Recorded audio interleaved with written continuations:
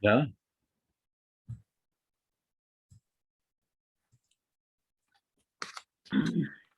Well, I go from the top. Yep, you go. Oh, great. Thank you. So welcome back, everybody, to our wonderful ongoing quest to build a culture of empathy. I want to tell you that we're recording this call for educational and promotional purposes. And to begin with, we'd like to do a short round of check-ins. So I'd like to ask you in turn, starting with the participants, and if we have time, moving on, but starting with the participants, to take up to 30 seconds to share. And in this 30 seconds, you can share any questions, comments, etc. from the last session. How was your buddy call? Or any short report from an empathy circle this last week. And I'm going to call on people, and then I'll do it by starting with somebody, and then I'll tell you who I'm going to call on next. So good morning or good evening, whatever, Gary. I'd like to call on you first to check in. Would you like to check in? Yes, I would. Good morning, everybody. I actually had 2 buddy calls I was supposed to make. I made one of them. I went back and got the first buddy call done, and then my schedule got so busy because I'm trying to implement a program, and then I didn't get to make the second arrangement for the second buddy call. But I get better at it as I figure out how to manage my time a little better. But I did have an empathy circle, posted a one-on-one with my ex-wife, and the buddy call was, the first one was really good because I found out that we had a lot in common. I used to live in the Bay Area, and so she knows my sister, which is astonishing, and we just really, really had a real well-rounded conversation, basically, doing it on a buddy system. You know, she talked a while, I listened, and then I talk a while, she'll listen. And we kind of rushed through it because she had other things to do, because my schedule just seemed to all of a sudden get overwhelmed because I'm going to school too. Okay. So that's what my week was like. Terrific. Thank you very much. I'd like to call on Kathleen, and after Kathleen, Vicence, your próxima. So 30 seconds for you, Kathleen. Great, thanks. Hi, everybody. So I went to the school empathy meeting with Bill, and that was really useful. And I've been trying to get some discussion going on about that on some chat rooms and some school Facebook groups. It's interesting, I am getting some anger. Some people are just saying stuff. I don't know if this is a new thing, but angry at comments that maybe, leaders need more support in school, or there needs to be more dialogue or communication. I feel like there's an increase in people being frustrated and saying, we have one of the best school systems in the country, or, they should just stick to academics. So that's just been an interesting thing I've observed. Yeah, I mean, the empathy circles, I haven't dealt with any big challenges yet. So I am looking forward to today to see how to work through some of those challenges. Thanks. Thank you very much. We have to tighten it up a little bit. I'm going to call on Vicence then, and then Kendria afterwards. So 30 segundos, por favor. Claro, desde luego. Yeah, so I had an empathy circle with a couple of teachers. It was great. We gathered so many ideas. I enjoyed it very much. I mean, I'll need a lot of time to just unpack what we did, and then I had a nice empathy buddy call. So it was a round week. Okay, thank you so much, Kendria, and then Dominica. Good afternoon, everyone, or good morning, or good evening. So I did not have a buddy call this week, but I did do an empathy circle with another client that I was working with, and I'm hoping that I get some additional understanding this week. So what happened in that circle, when the question was asked, do you feel fully understood? That person said, absolutely not. It did not go that well. I continued to have them talk until I felt like they felt understood, but there were some underlying things. So overall good, and I hope that we get an opportunity to address it. Wonderful. So Domenica and then Rosie, please. Yeah, I had my buddy call and I really enjoyed it. I think it went well. And then this morning, Sapadla and I did an Instagram live. So that was my kind of practice at doing an empathy circle. And so that was kind of my practice for the week. And we had some technical challenges, but I think it went well overall. Excellent. Thank you. So Rosie and then Maggie. Hi, everyone. Yeah, so I had my buddy call yesterday with Adelina, and it was a great conversation. I feel like we learned a lot about each other, and it was one of the things we wanted to keep going. I have an idea to do a practice empathy circle with some friends of mine. I haven't had a chance to actually coordinate them yet, but that's definitely on my list to do for another project. Wonderful. So Maggie and then Sapadla. Sure, thanks. Hi, everyone. Let's see. It was a pretty full, busy week for me, but I was able to check in with my buddy over the weekend, and we had a good kind of practice session together. And I was able to. It was nice to be able to, once again get some of her perspective on where she has come from and where she's at with her process, which has been nice to hear. And haven't had a chance to do any practice sessions at home yet, but I'm working toward that. Thank you. Thank you. So Sapadla and then Melissa, please. Hey, thank you. So this is Sapadla here. Yeah, I had my buddy call with Celine. That was a great discussion. We spoke about nonviolent communication from Marshall, and there were a couple of things which I was seeking for clarification, and Celine was very grateful. It was very much enjoying for me. And as Dominica mentioned, today me and she went live on Empathy Circle kind of practice. Yeah, there were lots of challenges with respect to my internet fluctuation due to weather bad condition. But overall, it was good. Yeah, that was my learning and sharing. Thank you. Wonderful. Did I say Donnie and then Sally? Melissa, you said. Oh, yeah, it's hello. jumping all over the place. Hi. Crazy.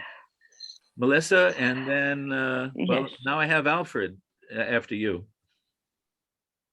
Okay, thank you, Ralph. So hello, welcome. everybody. And yes, actually, the person I was supposed to have a buddy call with, I had a buddy call with someone else, but I had just happened to have spoken to her earlier that week. So I connected with Linda Bass, and she was really wonderful and willing to speak with me.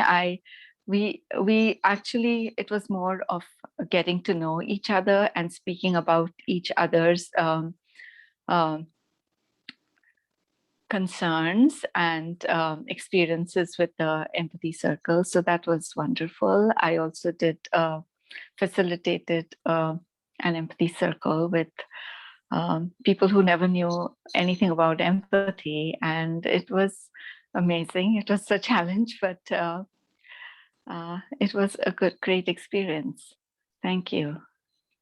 Wonderful. So Alfred and then Sally. Yes, unfortunately, I didn't get to speak to Buddy this past week. Our whole family has been under the weather. So it's just tending to myself, my wife, and the two kids, and all of us to each other. So that took a bit out of us. And I'm so paranoid. I was looking for signs that it wasn't the awful C word, the COVID. Luckily, I think it's just a flu or a cold. So I didn't get to do the work that I would have liked to with the circle. I had scheduled a group with a group of friends who are diversity, equity, diversity, inclusion folks. And I was disappointed I had to cancel. But I'm excited to have that conversation with them to see what all comes into the room. And I'll keep you all posted. Sorry about that. Well, glad you're better. We're on the mend. Thank you. So Thank you. Sally, you're welcome. Sally and then Donnie. Well,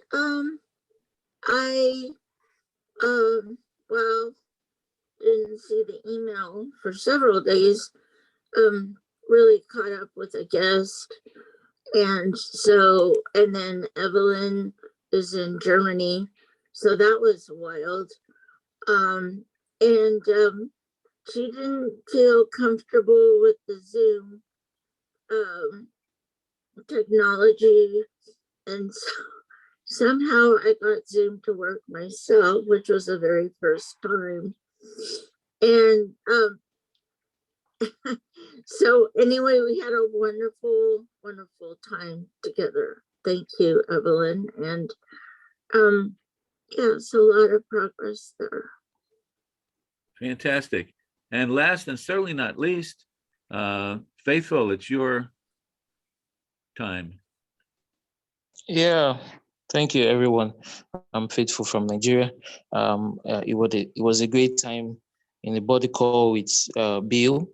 We had time to introduce ourselves, know ourselves a little bit more better, and what's motivated us in joining the Empathy Circle. And I also had the opportunity of facilitating a live circle yesterday, and it was a great time with my friends. And I hope to learn more today. Thank you. You're welcome. Donnie, I'm sorry, the squares are jumping, but you are the last one and you are not the least one.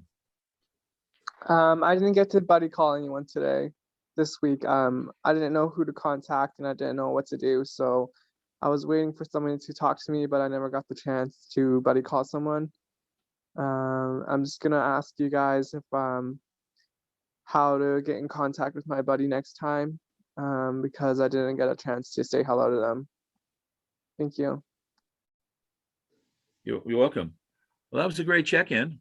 And Edmund, I think that's all the participants, right? Okay, do you want to do the trainees? It seems like we have a bit of time. You were so efficient in your check-in. Sure. So, yeah. Well, you all were. Once again, 30 seconds. We're going to start with you, Evelyn, and then Linda. Yeah, like Sally said, we had the time issue, and I was very tired. It was 9 p.m. here, but it was good. Sally's a very good listener, and I decided to do a kind of a celebration because I didn't want to go to bed with all of my problems. And I really enjoyed it. Thanks, Sally. Great. So Linda and then Adelina.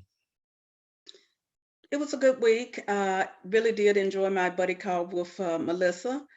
I'm learning that it's not that easy to set up a circle. Well, it's easy to set up the circle, but to get the circle to agree on a topic that everybody is willing to, discuss. So, but it's good. It's a learning experience for me. So. Thank you. Adelina and then Larry, please.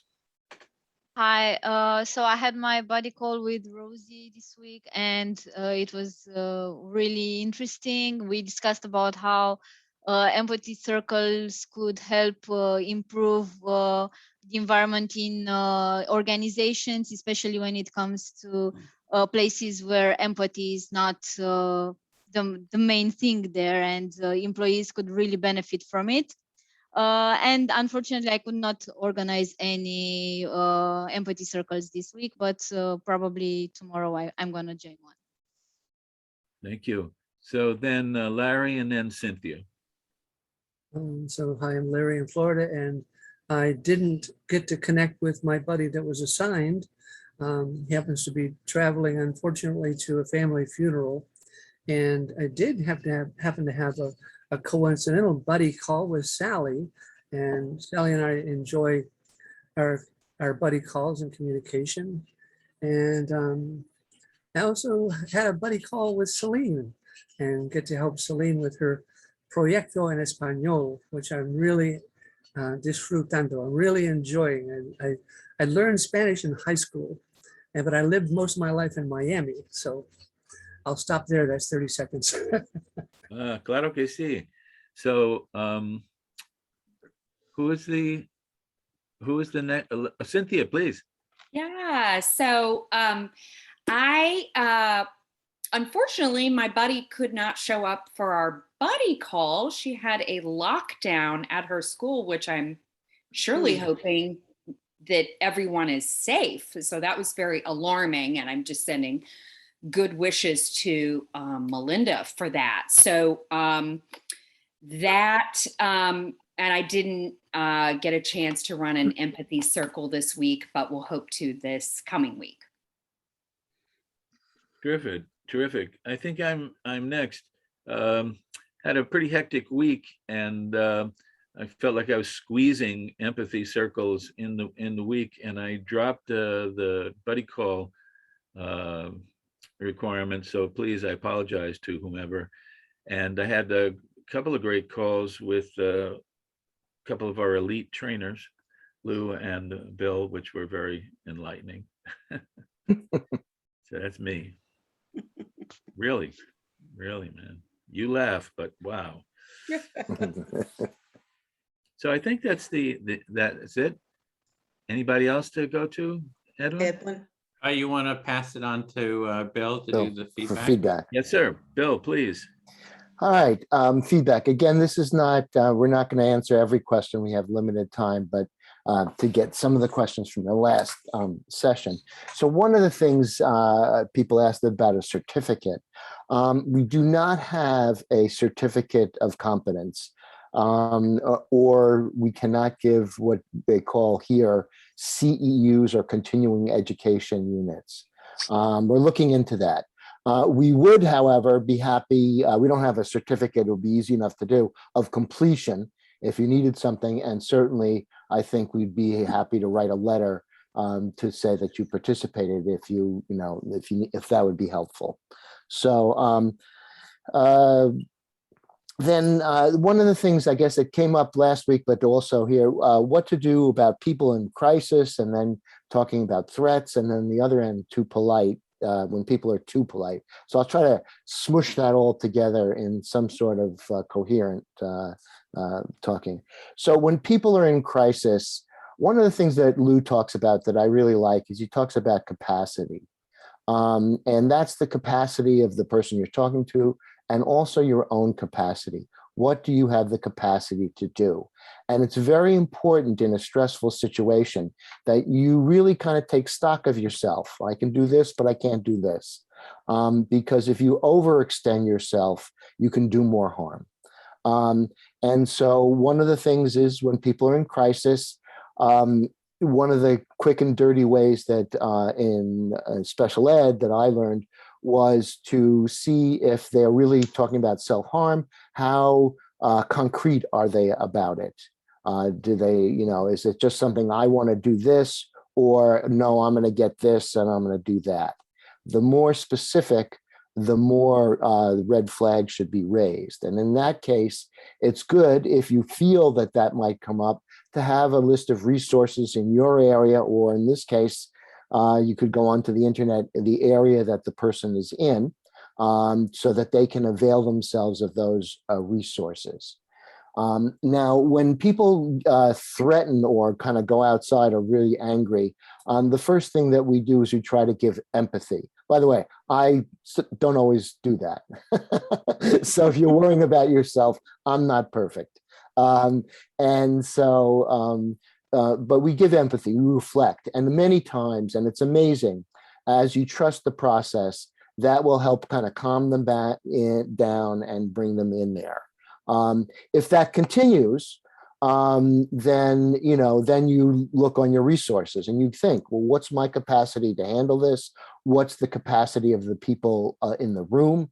How is it affecting them? And you make your decision about that.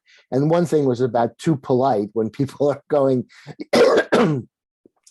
somebody says, I love the color red, and somebody reflects, well, I hear that you love the color blue. And then the person says, yeah, you got me. So the thing is just let the process, in my opinion, my advice is to let the process play on, and that people tend to kind of get in alignment. If there's a situation where someone's not hearing someone in a fairly blatant way numerous times, then as a facilitator, you might want to step in and role model. oh, I think you're saying that. Or also you can ask the person to shorten their sharing, and then just get like, can you get one or two, ideas or sentences about that.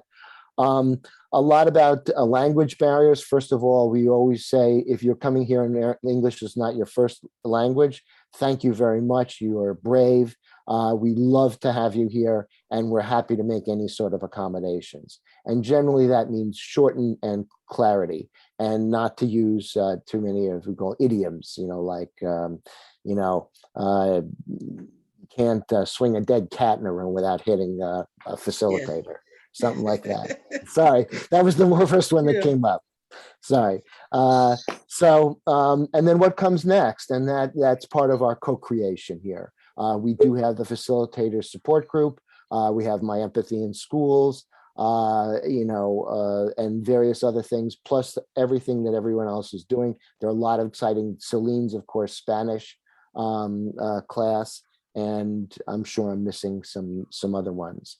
But that is a co-creation with us all. Check in, and I have to give Edwin really props, which is an idiom. I have to give him credit for that he really gets. He sends everything out. He sends it to you 3 times, 4 times if you need it, and he answers emails, and he really is dedicating and breathing this 24/7. And so his support keeps this whole thing running. And I think that's about it, unless there's one or two. I think I'm close to my time. Okay, and then I would pass it on to the breakout circle, and that will be I don't see a name there. Linda, sorry. Linda. All right. Thank you. Okay. Now the fun begins. We're going to go into our breakout rooms, and each participant will have an opportunity to facilitate a short empathy circle. The context is that you are facilitating an empathy circle with people who you are not familiar with, or familiar with the practice. Let's put it like that. People that aren't familiar with the practice. So you will start with the introduction, setting the topic, giving the instructions, the intro, if you want to call it that, and then facilitating the group. Each speaker will have 3 minutes to speak. And in this practice session, you have an opportunity to ask for a challenge. You don't have to participate in a challenge if you don't want to, but just let the main facilitator, like our facilitator room, let me know what level, and it'd be low or medium challenge. Okay, if you feel comfortable with that. If you don't, you still do your facilitating, but you don't have to involve yourself with a challenge. At the end, each group or room, breakout room, will have an opportunity to do some debriefing individually. So you can ask questions or get clarification or just talk about how you feel. And we're still going to do a debriefing when we all come back to the main room. So again, each participant will be a facilitator. They can choose the topic. Each speaker will have 3 minutes. And so the facilitator will actually be choosing the topic and checking the time, just like a regular facilitator. Any questions? I can't see any hands. Yes, Vince. Yeah, so I understand that each facilitator will choose a topic. Is that okay? A different topic. Okay, thank you. Yes, because you're actually practicing to be the facilitator. If that makes sense. Okay. Any other questions? Yes, ma'am. Dominica. I didn't understand what you were saying about the challenges part. Okay. Oh, thank you, because I was supposed to give examples. Well, one challenge where you would being up. No, it could be things that may come, situations that may come up in a real circle. Someone speaking over another person, somebody asking a question, or somebody giving an opinion rather than reflecting. Those are the challenges that you would probably may come up with, or come up with in a regular circle. Does that make sense? Someone So we gets wanna angry based on, pretend- huh? We I'm want to sorry. like pretend that one's happening, Yes, yes. or like say, Let's say you're the speaker. Okay, I'm the facilitator. I'm gonna give you a challenge. So, or you're the facilitator. I'm gonna give you a challenge. So the active speaker is speaking and the listener is listening. And then they may start, rather than reflecting, the listener may start saying, well, you know what? I don't like what you just said, or whatever. So how would you handle that? Or somebody that's supposed to be a silent listener raises a question. Well, she just said so-and-so, or he said this. So you as the facilitator, there's no script. It's just, how would you handle that situation? Because every circle is not going to be a kumbaya moment. Somebody is going to go off the rails. And so as a facilitator, how would you handle that? So the challenge can be low or medium, and your facilitator of that room, will either give you some examples that you can choose from, or, but we're not here to run you off or scare you. It's just, how do you respond when all of a sudden somebody goes off the rails and they're not sticking to the process? Is that helpful? And again, you don't have to ask for a challenge. Anybody else? Remember, it's a safe and brave place. Okay, so Edwin is going to move us to our respective rooms. And I want to say, if you get knocked off or whatever, Edwin is there to let you back in, but it would be helpful if you remember whose room you were in. Like if you're in my room and you drop out and Edwin lets you back in, you can say, well, I was in Linda's breakout room, and he's going to move you right. He has a list, but it helps if you remember which room you were in. Melissa, did you have a question? I guess not. I can't hear you. Okay. Sorry. No, I'm good. Thank you very Okay. much. All right. Okay, Did I great. So miss- we have an hour and a half for this section. I had to move the rooms a little bit. So Anne, you'll be with Linda. That was one of the changes, just because some people didn't show up. So that kind of shifts things around. And before we come back, so an hour and a half, and then we'll come back. I'll give a 15-minute notice before the end. I'll just send out a broadcast to all. And so I think we're ready to go. Some of the rooms have 3 participants. You'll divide the time by 3. Some of the rooms have 2 participants, and you'll divide the time by 2 for the mini empathy circles. And we talked about the challenges. There was a link in the email to a whole catalog of challenges. So if you can find that, it'll kind of review what the challenges are. If I can't do it now, but at another time. So, okay, here we go into the rooms. I think we're all set. And Ralph will be here in the main room. This will be the sort of the weight room too. And we're here with Gary and Dominica. So it's just the 4 of us. Yeah.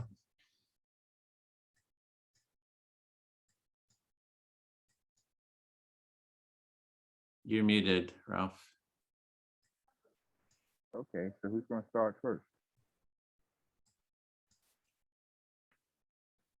Okay, so Edwin, you're the grand facilitator in the wings, and I'd rather not provide the challenges myself, but just straight on interact with folks. So Edwin is going to provide the challenges, and it is great to be here. And I'm not going to facilitate, right? I'm going to give the chance to.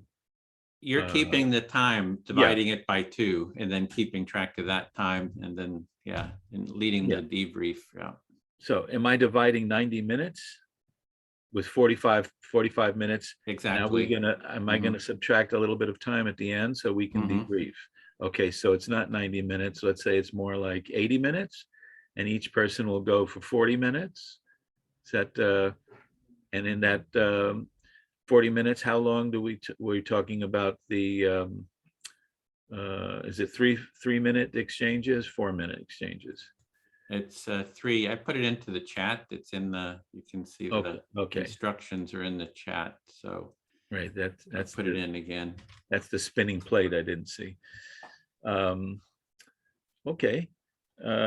So it used to be that people could decline having challenges. Is that an option? So you have an option, Gary and Dominica, to not have any challenges. And as Edwin said, we're not going to go to DEFCON 5. So it's be from 0 up to 4, which is pretty strong. And so I've been through this process, and I think there's nothing to be, it's just, I now relish getting a challenge. So it's going to be a learning experience, and you can't really get it wrong unless you run away off the screen. If you stay here and meet your challenge in a playful way, we'll be fine. So each of you is going to have about 40 minutes in total, and I'll call the time when we get near the end of that. So who would like to be the first facilitator? Could I ask that? All right, I'll make it easy. It's either you, Dominica, or Gary. That narrows I it can down. go first. Okay. Well, you're on, kiddo.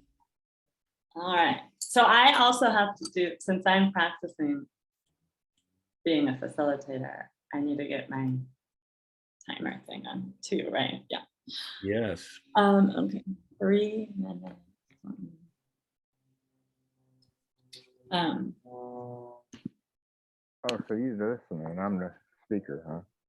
So remember how it Oh, well, I'm not ready yet. Or Yeah. I'm gonna explain everything. yes, indeed. Yeah. We don't know nothing. Yeah, you get, none of you know anything about the empathy circle. Okay. Well, hi, thank you for being here. We are going to do an empathy circle for about, well, maybe 30 to 35 minutes today. And an empathy circle is really a safe space to listen and share whatever might be alive for you, or in regards to the topic, which I'm not sure on yet, so I'll come back to that. But there's gonna be 3 main roles: a speaker, well, 4, me as the facilitator, so I'll be keeping time. I'm gonna play this sound when time is ending for each person. And so if you can respect that when you hear it, hopefully. If you don't hear it, I'll do another signal to end your time. So I'll be doing that as the facilitator, and also just holding the space and making sure everything goes well. And then there's the speaker role. So that is the person that will be speaking and sharing what's alive for them, or whatever they want to speak about in regards to the topic. There'll be an active listener. So I'll be the first active listener to demonstrate that. And so I'll be listening to the speaker, and they should try to pause after little segments so that it's not too much for the active listener to reflect back. And then the other role is the silent listener, where people, whoever's not actively listening or speaking, are just in the space and just listening and reflecting and holding space. So I think that is about it. This is a really valuable tool for connection, understanding, and coming from a place of just not always listening to give feedback or solutions, but just really trying to practice empathy and listening from a place of, I don't know, compassion. So a topic that we can use as optional could be loving kindness. I don't know if anyone here is familiar with meditation, but otherwise it's pretty self-explanatory. Loving kindness can be a form of meditation, but also loving kindness is just love and kindness. And hopefully we're always sharing that with others or practicing that ourselves. So you could speak on that or just whatever is alive for you. I am open to challenges. So I don't know who I'm supposed to be telling that to. I'll give the challenges medium or a lower medium. Oh, let's start with low. Okay, so Gary, are you open to being the first speaker? Yes, I am. Okay, so I'm gonna go ahead and set the time. I'm kind of, the topic is a very challenging topic because love and kindness, or love and caring. I think of it in the terms that I have to look at myself first. So you found that the topic loving kindness to be a bit challenging or interesting, and you're starting to think of it in terms of looking at yourself first. Yes, the reason why I say that, because if I don't know how to love and care for myself or have kindness for myself, I can't throw that out to anyone else because I won't know what to throw out. So I have to learn how to love myself so I can love another person. I have to learn how to be kind to myself so I can be kind to another person. It's backwards, you know. That's the way the world's been taught to me. Mm-hmm. So you've realized that in order to share loving kindness with others, you first need to love yourself and be kind to yourself, and then you can be able to share that with others. And you think it might be a little bit backwards, but that's how the world has taught you. Yeah, because I have issues with trying to love because I work too hard to love others. And I think the reason why I do that is because of the self-love that I'm not getting from myself. And it makes me push too hard and it pushes people away. So you've experienced with love some difficulties because you've loved almost too hard on others, and then it ends up pushing them away. So you think if you work on your self-love, then that could help in this situation. Yes. And I think the main reason why this issue bothers me, both words, are real sensitive to me because I have an abandonment issue stemming way back from when I was 3 years old. So these words, loving kindness, bring up a bit of a tough spot for you or some issues because you have some abandonment issues from when you were 3 years old. Yes, I worked through a lot of it and became less introverted than normal because I'm really truly introverted. There's a lot of different layers to me. I choose not to share all of them at one time, but I just peel a layer at a time. So you've worked through it, and you're an introvert, but you've come to become a little less introverted and peel back one layer at a time as you work through it. Yeah, I feel fully heard. Thank you.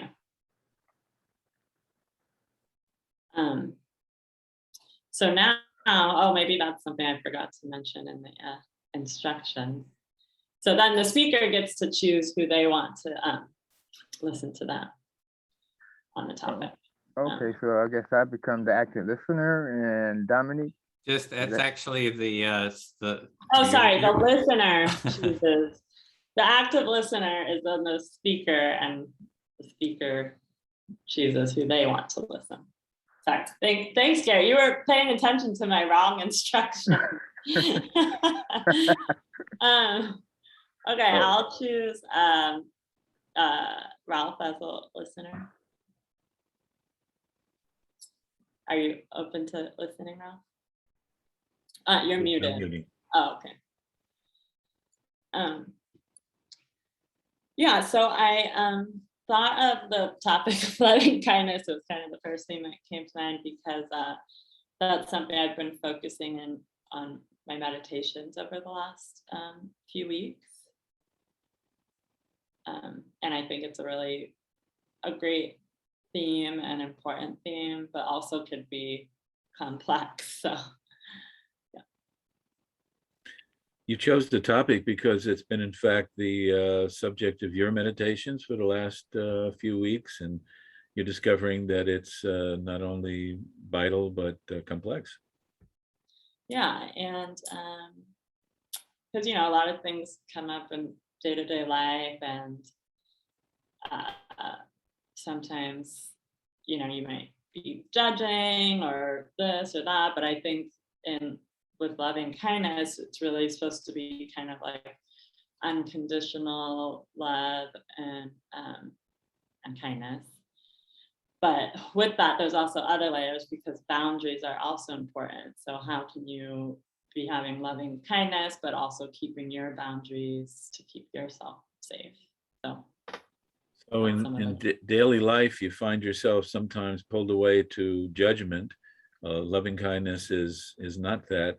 And the dynamism of loving kindness and respecting other people's boundaries is important. Yeah, and also my own boundaries, not even is what I was really referring to, because yeah, it's just important to maintain boundaries, even though you might want to be, you want to practice loving kindness and you want to come from a place of non-judgment and compassion, but you also don't want to get taken advantage of or get overly involved in things that may not be for you to be involved in. Yeah, I have that same problem with boundaries. It's like everybody always steps over my boundaries. What? Oh, it's you're in a silent listening role right now, so you'll get a turn to speak. Oh, okay. Yeah, it was just so interesting. I just couldn't hold myself back. Yeah, so, sorry. Yeah. Okay, if you don't mind to mute. Okay. So it's important, you were saying, that you observe your own boundaries and you keep yourself whole. I lost, if there was more, I lost it because of the interruption. No, I think that was pretty much it. And but yeah, I think my time is coming to an end. So thank you. Go ahead. So I was listening, so now I become the speaker, and I'd like to ask Edwin, would you listen to me? Sure, yeah. Well, I was so absorbed in what you were saying, Dominica, and you, Gary, that I haven't had time to look into the well of my being to see what there is to pull up. So I'm taking a moment to do that. So you're so absorbed with what Gary and Dominica were talking about that you just don't know what to really talk about. You're kind of checking in to your well, what's there. Yeah, and it tells me that I was very absorbed. I didn't have to struggle to remember what either was saying, because I let myself so open that it made a marked impression. Yeah, you were leaving yourself open to really hear what they had to say, and it made a real impression on you. So you sounds like you were really engaged in what they were saying. That's correct. Sometimes I listen, especially if it's a training situation. I feel I'm being tested. Sometimes I have anxiety to get it all right. And I think I will take notes, and the more notes I take, the more I miss. So if I can trust my becoming almost infatuated with what is being said, then it makes an impression, and I can later go back and recall it because it's so pronounced. Yes, so you have sort of two different ways of doing the reflections. One is you want to be really accurate, you take notes, but the other way is you just let yourself get really involved and infatuated with what people are saying, and that just you're able to recall it so much better when you have that high level of involvement in what they're saying, leaving yourself open for it. Yeah, it's like when people say, do you remember where you were when the moonshot was? Well, people weren't taking notes, they were just astonished. So to be open to being astonished by another person, which I don't know if it involves deliberately relinquishing, trying to control them, but the curiosity is what's driving this process. And of course, the subject matter is something to be very curious about, the lives of two other human beings who are essentially like me and also have such interesting different perspectives to share. So it's just letting yourself be curious and really involved in what people are saying is what kind of helps you remember and really take it in. So just like the moonshot, everyone remembers where they were when the moonshot happened, or the JFK or whatever. That's like really momentous. Let things be really salient and momentous to sort of take it, and that really helps you take it in, remember it. Yeah, that was very skillful feedback, Edwin. Yeah, so it's not a test. This is an encounter. So you're making the point that this is not a test to memorize everything someone else is saying, but this is about how the level of the encounter. And I think that was time. Yes, so I thank you very much. Okay, then I guess I'll speak to Gary.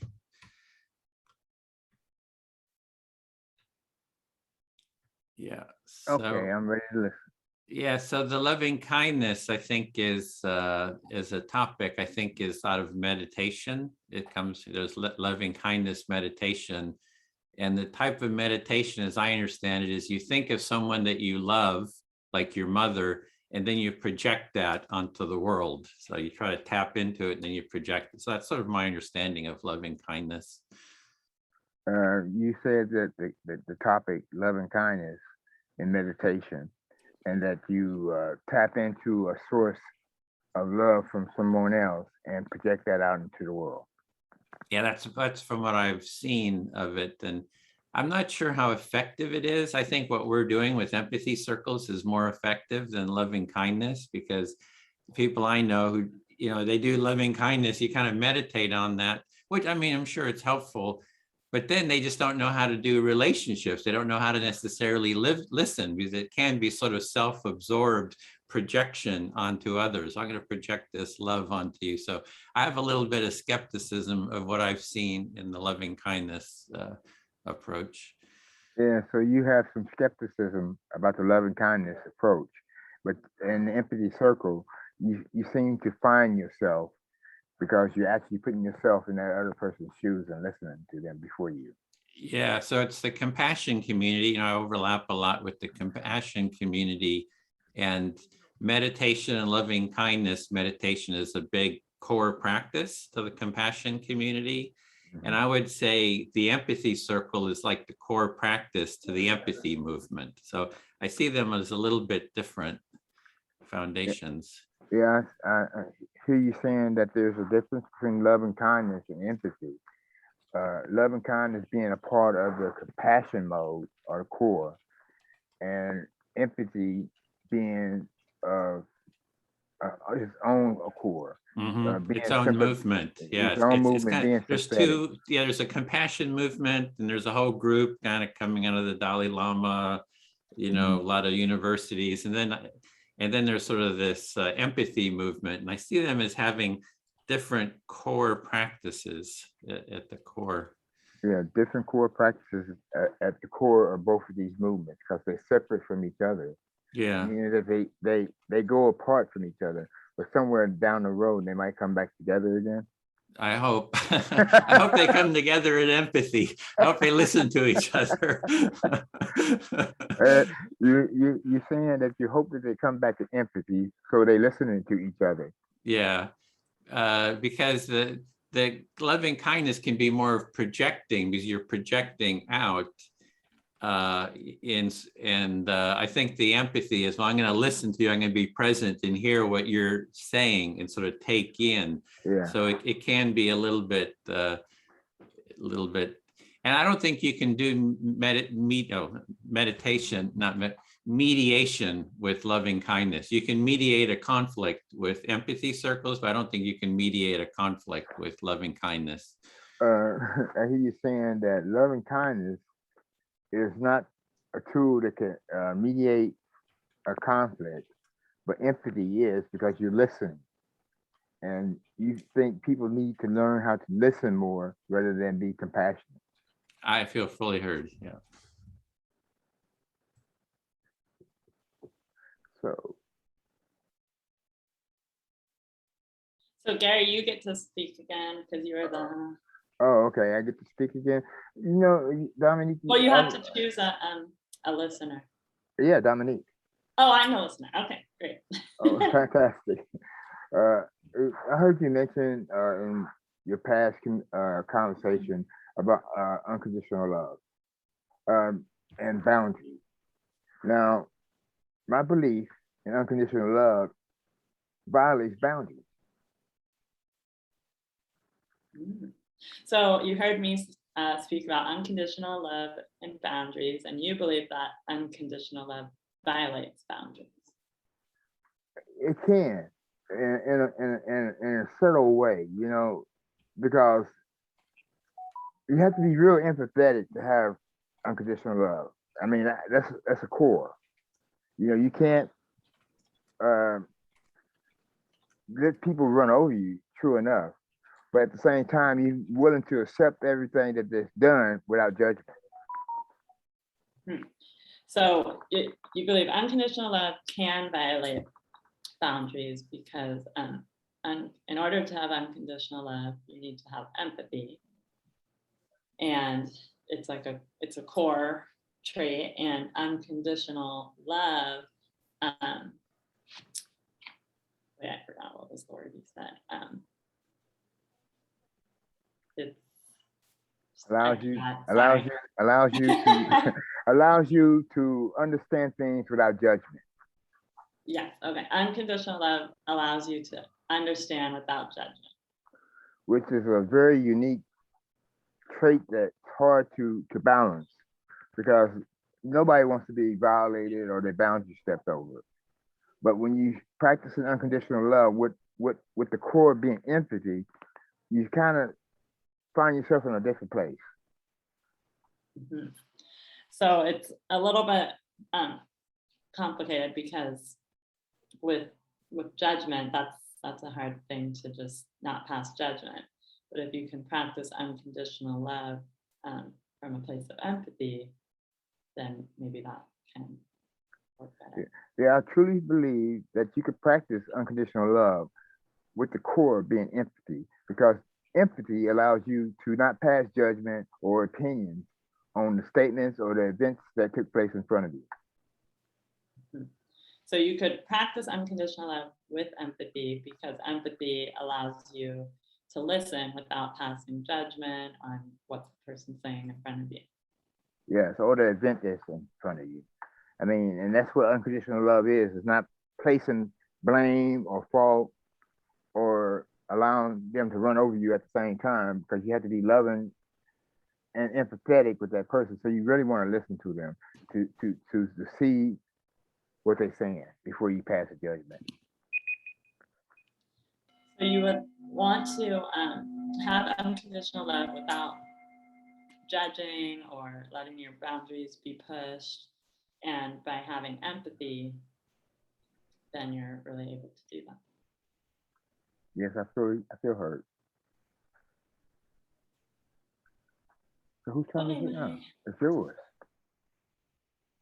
My turn to speak again. So, Edwin. Yeah, sure. Okay. Let me see. Yeah, I know. I'm kind of relating to Ralph. I was listening to everyone else. But I'm like, some things came up when others were speaking, but now I kind of lost my train of thought. But yeah, you've kind of lost your train of thought, like just like Ralph did before. You're trying to think of what to talk about.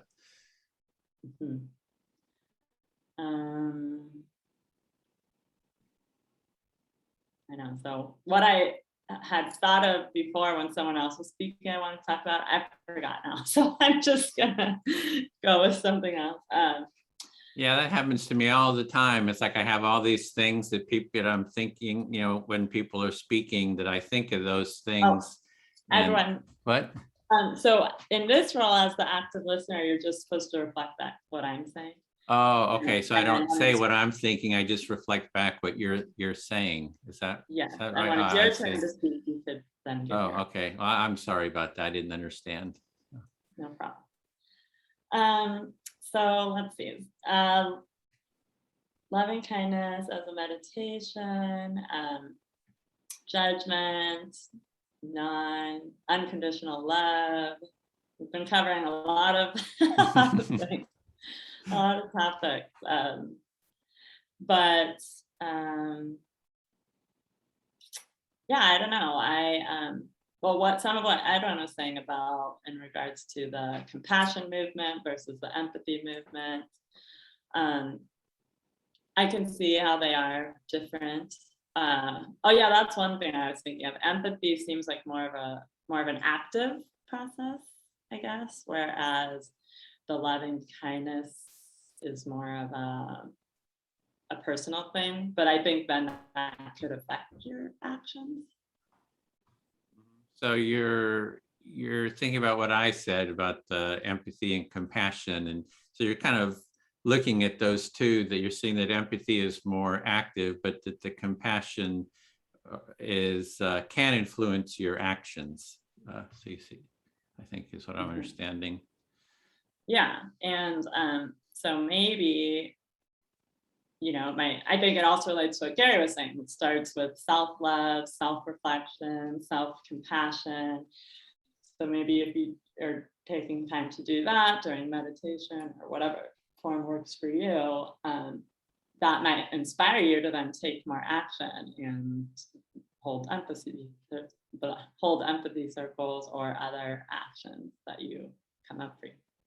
Sounds like you're exploring the sort of the mindful compassion or mindful kindness, and that if you do that, maybe that will give you the motivation to do other things like empathy circles or other practices. So I think you're trying to relate how it is a motivation to do other things. Yes, I feel heard. Thank you.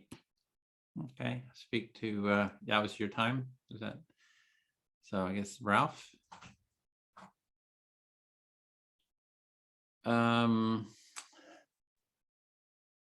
Yeah, I mean, I've interviewed a lot of people from the compassion community, and this mindful, kindness, what do they call it?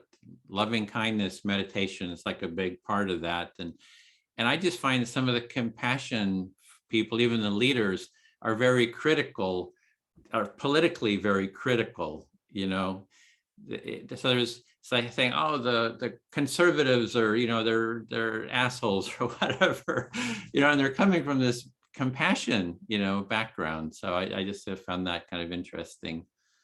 You've interviewed quite a number of people in the compassion community, enough to give you a pretty good sense, and you find it, I want to say, contradictory that they're compassionate, but they're very critical of certain political persuasions, other viewpoints. Yeah, so if there's compassion as a sense of caring, I get that. There's a lot of definitions to all these terms, so it gets very confusing. But one of the things with the compassion community that I've found is that there's this sense of, I care about other people, so therefore I'm a good person. And it has sort of a self-righteousness to it that kind of, yeah. I think I can reflect very briefly and say that you've noted a certain self-righteousness in the people that are supposed to be compassionate and welcoming of others. And I find that the empathy is more like, hey, we're all screwed up, we all fail. But if we listen to each other and dialogue and hear each other, we can sort of work things out. So I kind of see that as two different modes. I'm not sure I'm getting this, but it's sort of a philosophical foundation, right? The philosophical foundation is we're all screwed up. We all don't connect with it. We all fail. But if we can talk to each other empathically, yeah. If you could give Ralph a chance. Oh, okay, yeah. Got so excited there.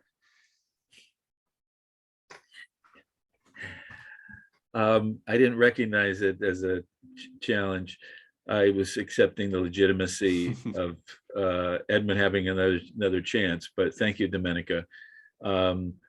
What I was getting at is I wasn't sure that I understood your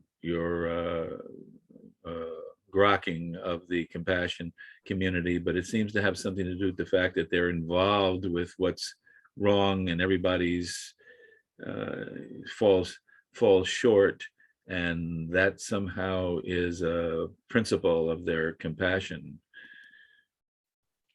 Yeah, it's sort of a self-righteousness. I care about people, and therefore I have this righteousness.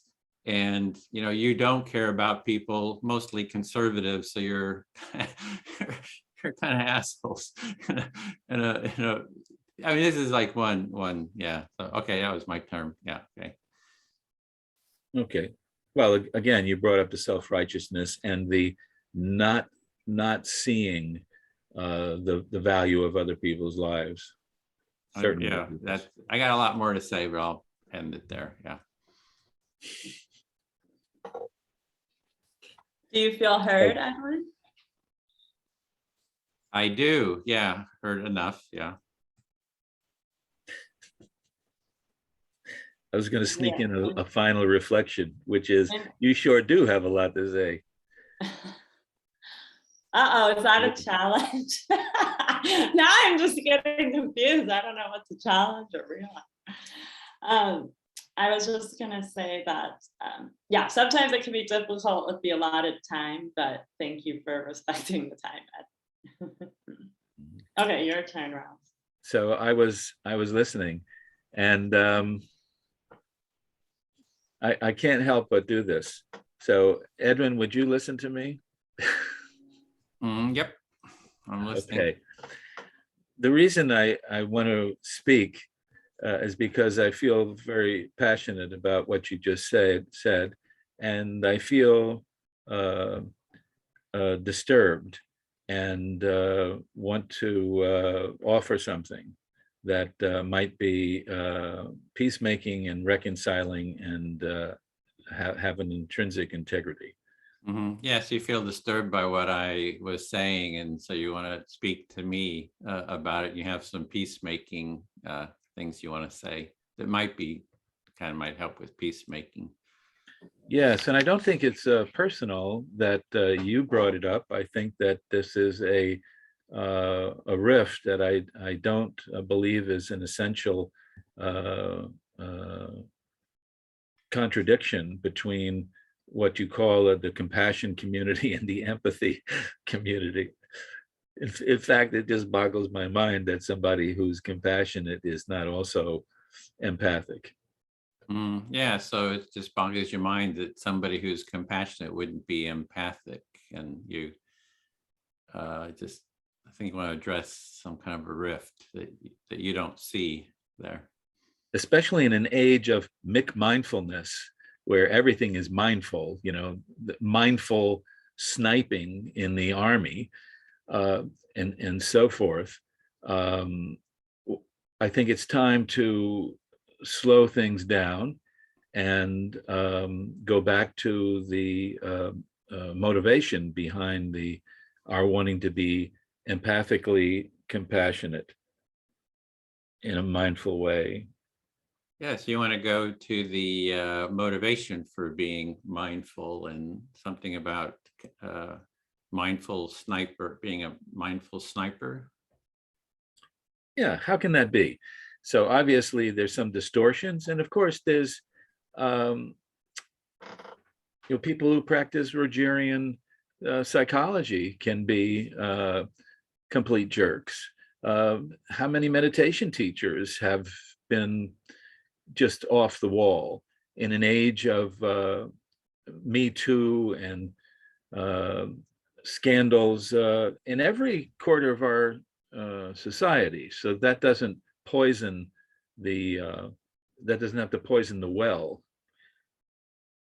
Yes, there's all kinds of things that happened, with Me Too, people taking advantage of their roles. And there's all kinds of things that sort of are poisoning the well of, I guess, compassion or empathy. And since my practice comes from Plum Village Buddhism and Thich Nhat Hanh, I see loving kindness or meditation is very much active, and it's a preparation for, if I'm wroth with someone, it's a good idea to hold them in my heart and to understand them.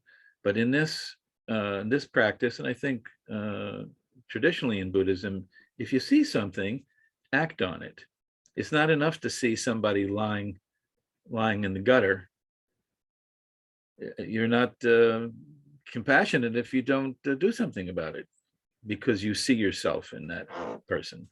yeah, so you're coming from a Thich Nhat Hanh Buddhist tradition, and there's something about taking action. It's not just being compassionate, but taking some kind of constructive action. If you see somebody laying in the streets and doing something. Yeah, I'm just dying to say that the word for that by some is called empathic compassion. Yeah, some people call it empathic compassion. You're going over your time, so I'll speak to Dominica. Okay, thank you. Well, I think we're almost at because I wanted to leave time for reflection yeah. during my time. Are you tracking the time there, Ralph? Yes, we have a little over 2.5 minutes till feedback time. Okay. But you know what? I think that's a good point. I think we could stop here, and if we can pick up at the end if there's something else. I'd like to take charge here and say let's spend 5 minutes on feedback with you, Dominica, if that'd be okay with you. Yeah. Okay, so the first one I'd like to feedback is yourself. How did you do? Oh, well, that was a little bit nerve-wracking because there was some excitement coming up, but I knew there was challenges, but I didn't know which were challenges or not. So, but other than that, I think it was kind of exciting because the topic that I thought was maybe not even going to be that exciting turned out to be pretty exciting. So yeah, I think it went well. Hopefully I managed the challenges well. Yeah, and I also wanted to allow space. I think it's important, the time is important, but I also think it's important to allow a little bit of overlap, to not be too rigid, so people can finish their thoughts. So, yeah. Yeah, I would say that your humanity came through loud and clear, and your vivaciousness and any kind of stuttering that you might have had, any hesitancy was made up for, not made up, but by your genuineness and the way you treated people carefully. Even myself at the end there, I was going over. And so the other side of that would be there are going to be times when you're not in a training situation where you might be called on to be more direct.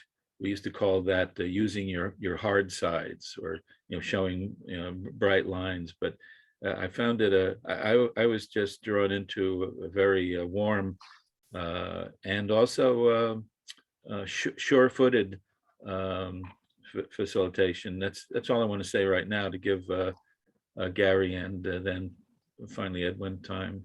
Gary, do you have feedback? Yeah, I thought you did very well. You took on the challenges like they wasn't challenges. You just had this natural way of being who you are as a facilitator. I think you're going to be an excellent facilitator with the more practice you get in. And I enjoyed the topic. Edwin, do you have feedback? Yeah, it was a good topic. You don't think, you never know what the topic is, how things will blow up in terms of getting tension, but that tension is kind of fun. I really enjoy when things get, sort of heated. It kind of really raises the energy level. And I felt in terms of the challenges, I always felt like you just kind of corrected me in a warm way. So I thought, oh, okay, I can kind of, that's fine. So I thought you just kind of handled the challenges well too. And it was a little rough with the beginning, just the intro. It doesn't hurt to have a cheat sheet, just everything there to read through. But it's just once you give it a multiple practices, it gets pretty easy with. And even if you leave things out, it doesn't seem to really matter. That's what I found. I always forget something too. So yeah, I thought it was a fun circle and very warm and heated. Yeah, literally warm. Indeed. So what I want to suggest is we give you about 40 minutes, Gary, to do your facilitation. And by the way, Domenica, I just wanted to say, how did you receive all of that? Oh yeah, I was gonna ask if we can have a quick 2-minute break to grab. I really wanted to grab my water bottle and. Just... I think that'd be a great idea. Quick bio break. Yeah, quick bio break. Yeah, all of that.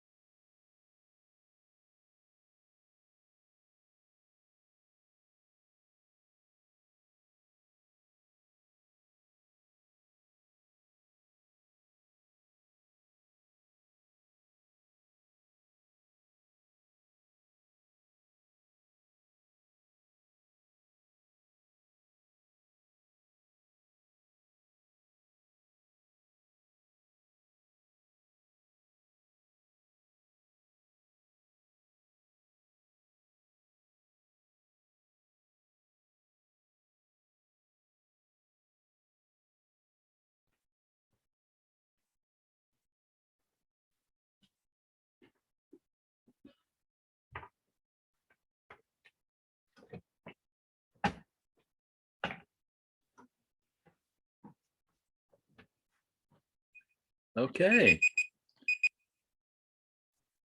So let me just check on the time to make sure that we're going to have time at. Oh, Gary, I'm talking to an empty chair. Yeah, he's not back yet. Yeah. How observant am I? Yeah. Oh, This is whoa. Cricket. Is that a grown dog? Yeah.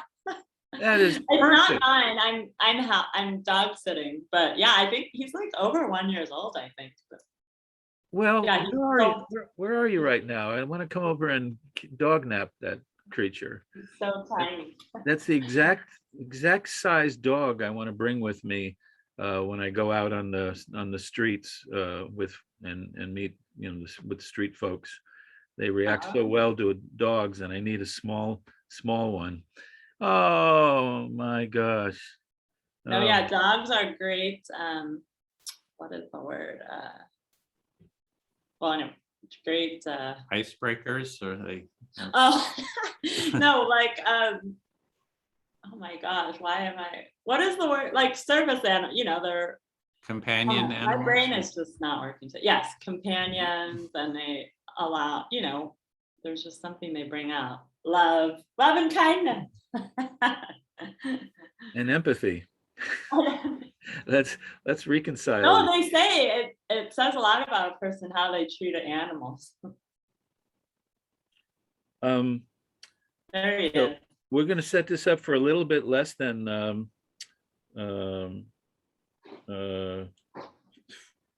40 minutes, so you have a little time for feedback. How do I do it? Yeah, feedback, Gary. And you in good shape to go as a facilitator? I believe so. I'm going to give it my best shot. Okay, brother, you're running the show from the very top. We don't know anything. Good evening, everybody, or good morning, I should say. The time zones might be different. I'm Gary Barker, and I'll be your facilitator in what we call the Empathy Circle. And what the Empathy Circle basically is a way to increase your empathetic ear. What I mean by that is that we give each person allotted time to speak. Like the time that we have allotted to speak will be 3 minutes. There's 3 roles in this. You have the speaker, which will speak. You have the active listener, which will reflect back on what the speaker was talking about. And the other ones will be just listeners. What I mean by this, just listeners, they won't interfere, pass judgment, or opinionated statements at the time that they're listening. Now, if they have something that they want to say about something that was said, when they get their time to speak, then they may say it. But we want to be mindful of the things that we do say, because this is a brave, safe place. So be safe and be brave. Get out of your comfort zone, and it works real well. I think I gave the three positions that we have to do, and we're going to have a topic. So we start off with a topic with the first speaker, and the circle will grow from that. So being that we have 3 minutes, I will keep time, and when it's out, I will say red sign. You see the red sign come up, so be sure to keep an eye on the monitor piece here, so you'll know that your time is ended. And I think I covered most of the ground. Gary, as the facilitator in this training, would you like to have challenges? Yes, I think I would like to have challenges. What level? I think I want to start at the same level she did. That was pretty intense. So yeah, start off with where she started off with, and see if I can work my way through without getting confused or lost or anything of that nature. You're going to do great, and Edwin will accommodate you. All right, so meaning that I'm going to be the first active listener, being the facilitator, I will be the first active listener. And do I have any volunteers to be the first speaker? And the topic is going to be on how do you feel with time management with your empathy circle and life in general? Because life interferes, you know what I'm saying? Things pop up, and how do you go about it? So give me ideas on how to get, because I faced this week and it was very challenging for me.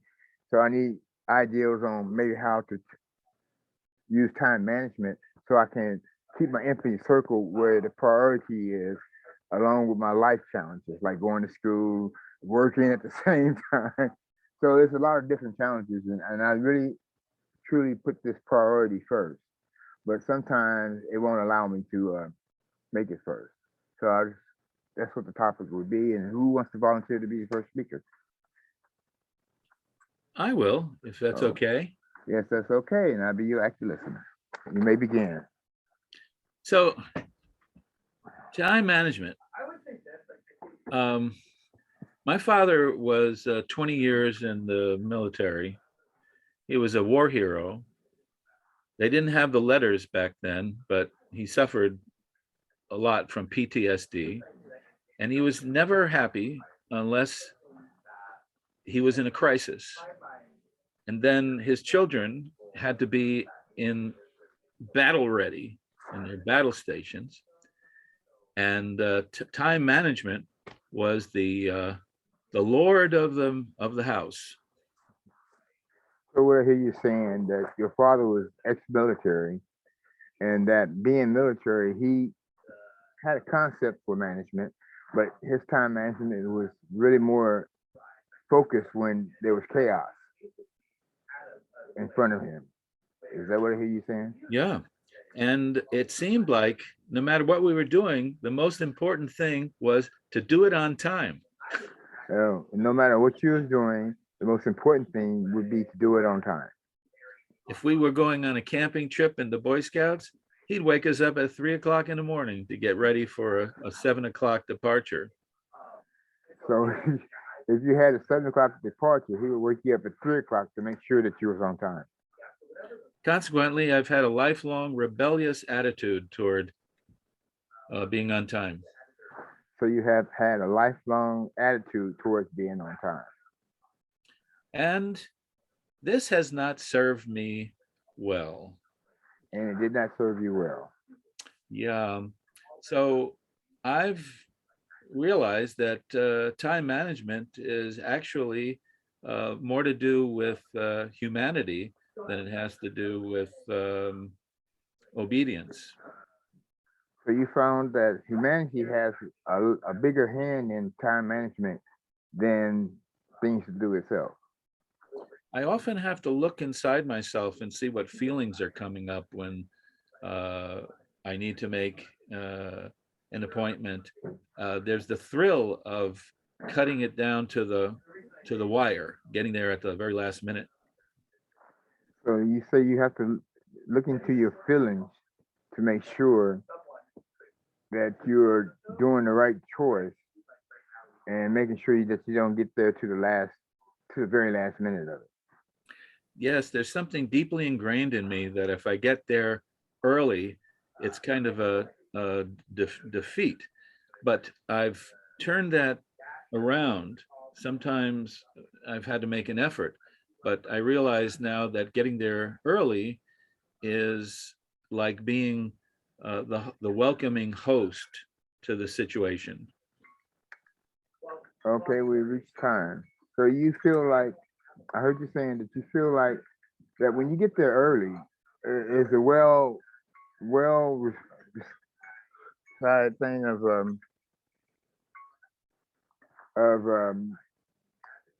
not being overwhelmed. Is that what I understand you saying? That when you get there early, you don't feel so overwhelmed? Now I see it as an opportunity to be in relationship with someone and to befriend them in the situation. Oh, so you see this opportunity to be in a relationship with someone and to befriend that person well. Thanks, Gary. You're a good listener. Thank you. I guess I'm the speaker now because I was the first active listening. And the reason why I asked about this question of time management.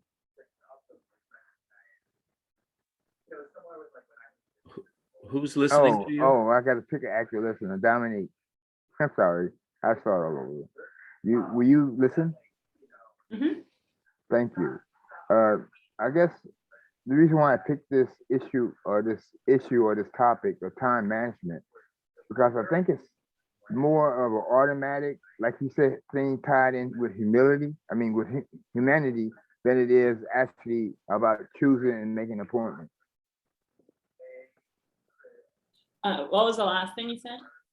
about time management being controlled more by humanity than choosing elements that you want to participate in. Okay, so you're thinking about time management being more in regards to humanity than choosing what you have time for. Yes, I think so, because if I try to pick out what I want to do first, it seems like the time is never allotted. But when I sit back and roll with humanity and what it has in front of me, I seem to find time to ease things in, so I cover most of my bases. So when you find that when you're trying to plan and plan out like what you want to do with your time, you run into challenges. But if you just go more with the flow and with humanity and what comes up, you see it kind of flowing better. Yeah, kind of falling in place without so much effort. It seems to be like I somehow get clicked. I'm clicking in with that time. You know, everything's like synchronized. And I have that same experience, Gary. Exactly. I've had that exact. What? Excuse me, Edward. You will get the opportunity to share what you feel about the subject. Yeah, it's at your exciting. speaking time. Yeah, so just be patient. Oh, you want me to be patient? You being hold off first now. Yeah, Okay. that's because this group is designed to follow a process, and that process is that there are listeners and active listeners. There's an active listener and a listener, and then there's a speaker. So that's the only reason why I say that. So you can enjoy the process. Now, where was we at, Dominique? You were saying that when you go with the flow, things tend to synchronize. Yeah, and synchronicity is the key to all my problems sometimes. Oh, okay. Synchronicity is the key to all your problems. Yeah, sometimes. Sometimes. Yeah, the reason why I say sometimes, because sometimes I get overwhelmed or surprised by the timing of what the universe is putting in front of me or what I'm trying to do. So sometimes it's overwhelming or surprising of the things that universe puts in front of you for you to. Yes, I feel fully heard. Thank you.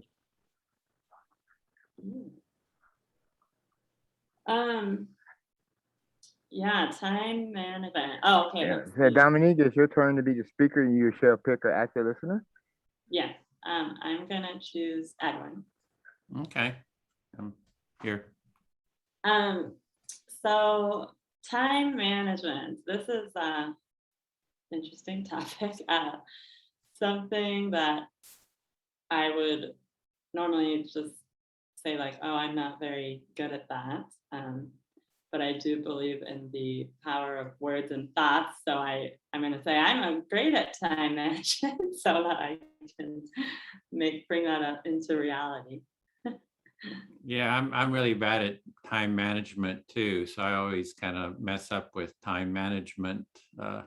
Sometimes I just take on too many projects and I just get kind of overwhelmed with all the stuff that I have to do.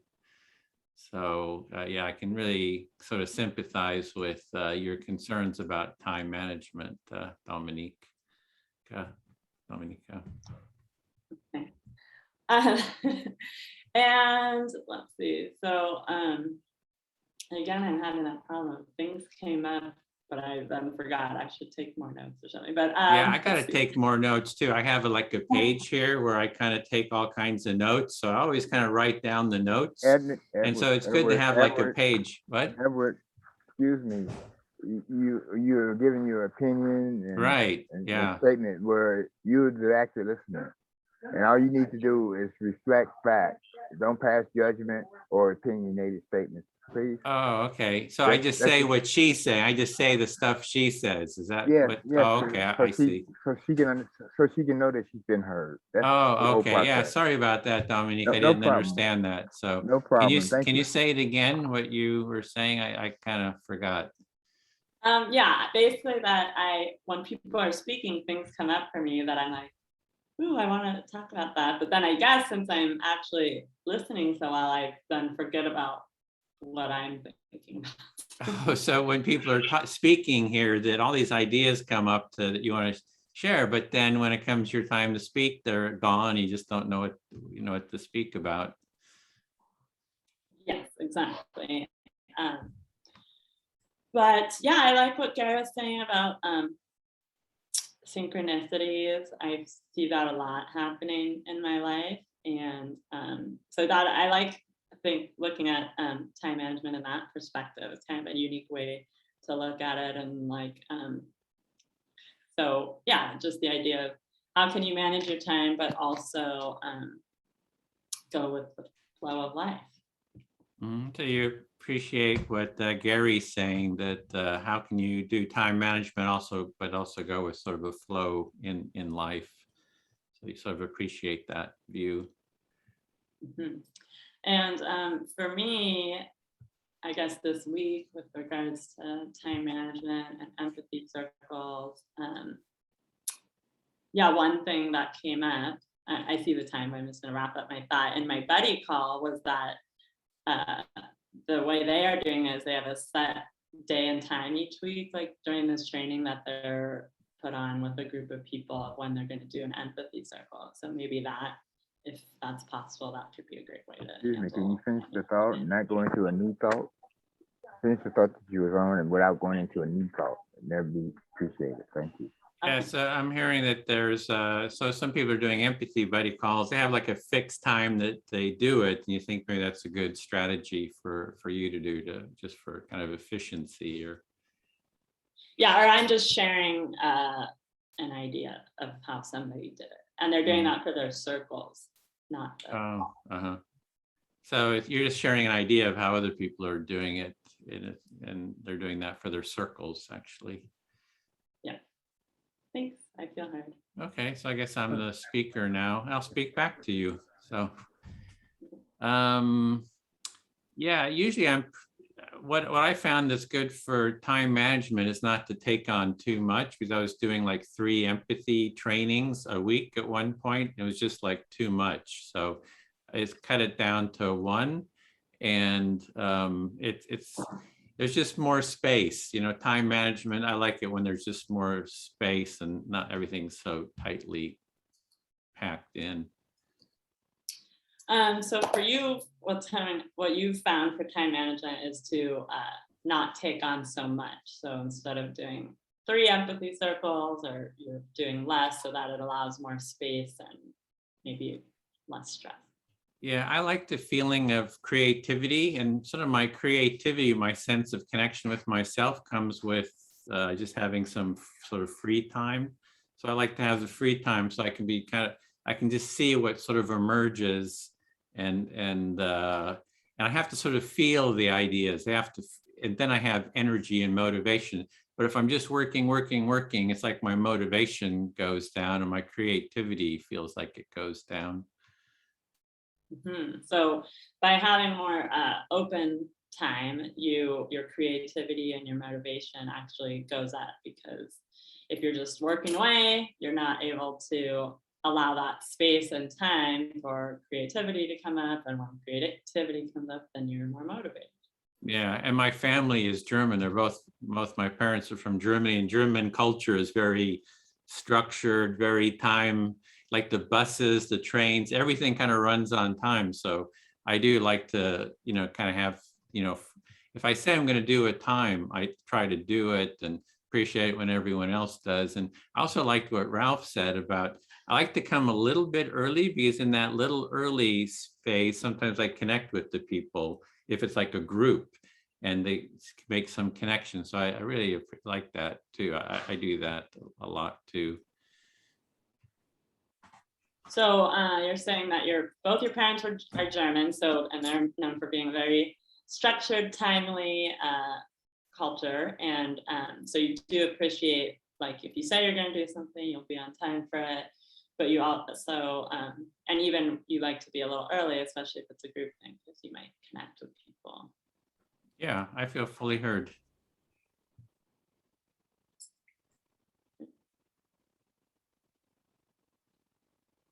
Oh, so I speak again. let's see. So I'll speak to Ralph. Thank you. I'm listening. Okay. Yeah, time management. Let's see. What was yeah, I really relate to what Edwin was saying, and that's actually what I think came after me before that I forgot, was that I do think it's important to allow some downtime or time that's not always structured for, yeah, definitely for creativity to come up. So I like that. I appreciate that Edwin brought that up, and I would definitely agree with that. Like Edwin, you like to have the downtime and the empty spaces that you can fill with your creativity. Mm-hmm. And also, I admire that both of you have practiced like showing up early for things to allow that time to connect with people. And I tend to run to the wire, so that's something that I would like to improve upon, and just kind of hearing that reminder from that perspective is helpful. Yeah, you'd like to come early. You think that sounds like a good thing, and typically you run to the wire. Mm-hmm. And yeah, so I see value in regards to time management. I think it's important to not book out every hour of the day, have free time, and then I also think it can be helpful for me personally if sometimes when things are planned out in advance, like, okay, I know this is going to be every Monday at this time or every Friday at this time, so that I can kind of structure my week or days around that. I had a little internet garbling there, but it sounds like you do like to structure your week. I think what I get is that gives you a sense of comfort and security, maybe. Yeah, and then it kind of allows for planning around it as well. So let's see. Yeah, I'm not sure what else in regards to time management, but yeah, there's a few ideas I have, so I'm hoping I can put those into place, like setting up a regular weekly empathy circle. I think that's kind of a cool idea.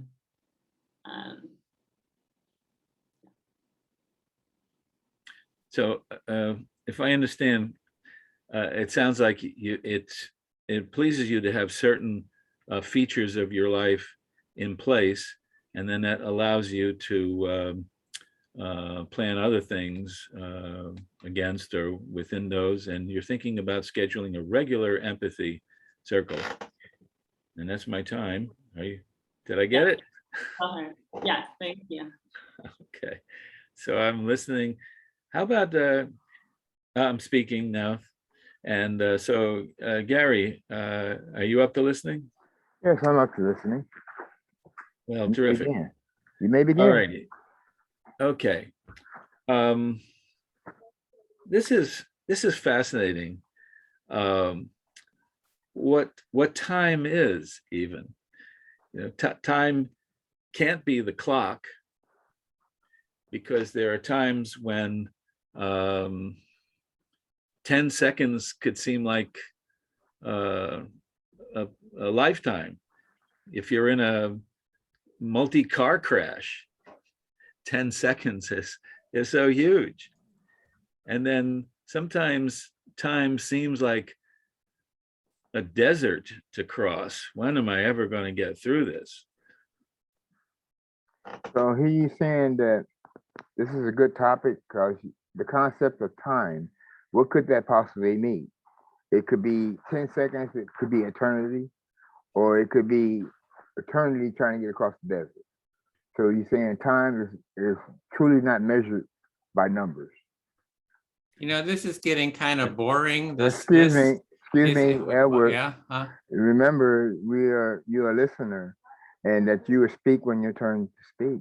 Oh, We yeah. I was kind appreciate of thinking maybe we could just kind of open it up just for discussion and not. Yeah, it can be opened up for discussion, but it's. I think I make that statement that that you will be open to say what you want to say that might come up when it's you my talk. turn. Okay. Yeah. Yeah. Even though this is kind of getting boring, but okay. Yeah. I guess I'll. That's Thank all you. right. I want to thank you, Gary, for caring for me. I feel cared for. I know what it's like to have a lot of enthusiasm and to spill over out of your role, but I'm seriously holding this idea of what time is, and it's the thing that pops up is that time is life, and whether we, now it sounds like a tautology, but whether we spend that life well, moment to moment, because it's truly gold. So what I hear you saying, that this is a great topic, but you really have to think about what time really means in the moment, because we can get lost and not enjoy that moment, but you want to enjoy every moment of time that you have. Is that what I hear you saying? Yeah, and you say moment, and I wonder if it's possible to live anywhere else. We let our schedulers, our Google calendars, tell us how to live, and we're in the past and we're in the future, but the only time to live is now. Thank you. Thank you. I heard you saying that you wonder if there's any other time besides our Google Calendar that our life is not being dictated by our calendar, but we are really living in the here and now. Do you feel heard? Yeah, I think you're really grooving with me. Thank you. And thank you. I guess I've become the speaker, and I'm going to pick Edward for the active listener. And I like this concept of time. What is time? So how can you manage time when you don't have a real concept of time per se? So you're really looking at this deeper meaning of what time is, sort of what Ralph was talking about, like, what is time anyway? Like, where does time come from? What does time mean? What is the nature of time? And, what is time really all about? So you're really wondering kind of for the deeper nature of time and sort of almost like the existential essence of time. What does the existential essence of time really mean? And you're kind of really digging into that, really trying to kind of understand that and really get a deeper sense of the meaning. It's almost like the meaning of existence. You're absolutely right. That's where I'm headed, but I think you projected where I was going before I got there. So with you saying what you said, I could speak that I know that time does not exist in quantum physics. So you're knowing that time doesn't exist in quantum physics, and it sounds like you're going to go into some deeper understanding kind of the existence of time and what that really means, and you really want to explore. No, Everett. I'm not going to go any deeper than that. I'm just trying to make it simple layman terms that time really doesn't exist, that time was made by man. Oh, okay. So you just want to make it simple, layman's term, time doesn't exist. It's just a human man-made concept. Man-made concept that we seem to want to follow very closely because of another man's dream. He had an idea, he dreamed about it, and here we are. Yeah, somebody dreamed up this notion of time, and it's just like this. It's almost like the dream time of the Aborigines. They have this dream time. Somebody just kind of dreamed it up, and it's just sort of and we just follow these dreams that somebody else kind of dreamed up. Yeah. Yeah, it's like saying that the concept of calling a table, another man thought of the idea, and the rest of us just followed that idea because we believed in that idea. Yeah, like somebody comes with, hey, this is a table, and this is what everybody kind of goes with. It's just somebody kind of came up with that idea, and there they all follow it. It kind of goes back to the 4 agreements that Juan Miguel was talking about, the Indians, and how the concept of beliefs and values came. And time is similar to that, as far as I'm concerned. And we can make a big debate about it. We can get deep with it, or we can get lost in it. So we can make a big deal about time. Sounds like different cultures have different time, understandings of time. We can kind of get lost in all that. Yeah. So I guess that's the most important part about managing, is that to realize that we have to manage what we see in front of us in the here and now, rather than trying to, or what we got scheduled. We might have a meeting scheduled through the week, and we work our life around that weekly schedule that we created ourselves. Yeah, so you kind of want to be in the here and now and not into this sort of abstract world, I think is what I'm getting. Yes, exactly what I'm getting to, and I feel truly heard in an astonishing way, but truly. So I really appreciate you listening to me. So I'm going to say that's time for me. Okay, how are we on time? Talking about time, Ralph? Yeah, we have about enough for 2 more rounds. Okay. Then I guess I'll speak to you, Ralph. Yeah, I was sort of giving a little bit of a challenge there, and that's the challenge of, if somebody says something, you just say a whole bunch more about, so that the reflection is way longer than even the speaking was. So that was a little bit of a challenge I was throwing at Gary. So you're debriefing now and saying that you were role-playing a challenge of someone who gives a lot more than you wanted. Yeah, it's like, how do you kind of navigate that? It's like, so you sometimes it does happen that way, because it's like people say, one person spends like 30 seconds kind of saying something, and then it's like 2 minutes for the reflection. And it's a challenge. Like, how do you just reflect back what you're hearing kind of succinctly? How do you tell people that? Yeah, it's a challenge to keep the proportion between what somebody says and your reflection. I could say more, but you go. And it's also the it's fun to do challenges. Like, some people do it, like the trainees, like, oh, I don't want to give a challenge. They kind of struggle with it, like, giving a challenge. And I kind of enjoy it. It's almost like your alter ego comes out, and Lou and some others too, they talk about, it's kind of fun to kind of throw challenges in and see kind of what happens.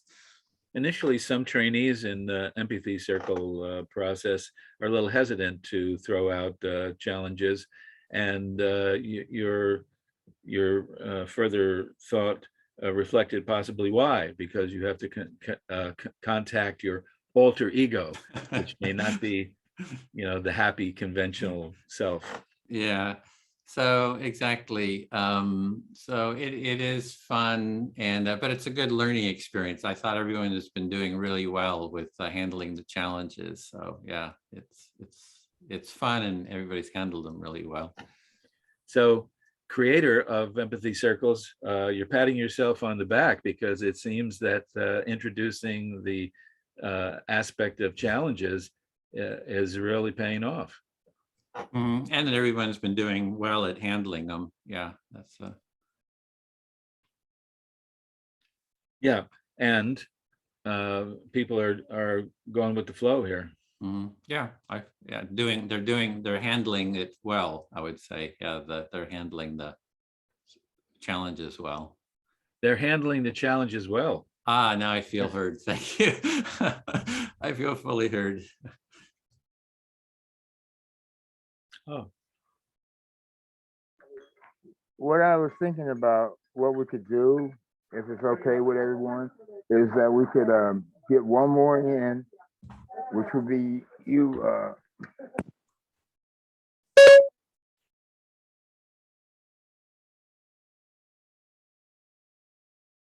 We're not hearing you now. Something happened with sort of a beep, and then we don't hear it. Do you hear? Are you hearing me, Ralph? Yes. Okay. I'm hearing Edwin. Yeah, something that was like a beep, like, oh, there you go. Uh-huh. Oh, no, Dad, stop. It suddenly, there's something that looks like maybe it's a loose connection or. Nothing. Yeah, we're not hearing you, Gary.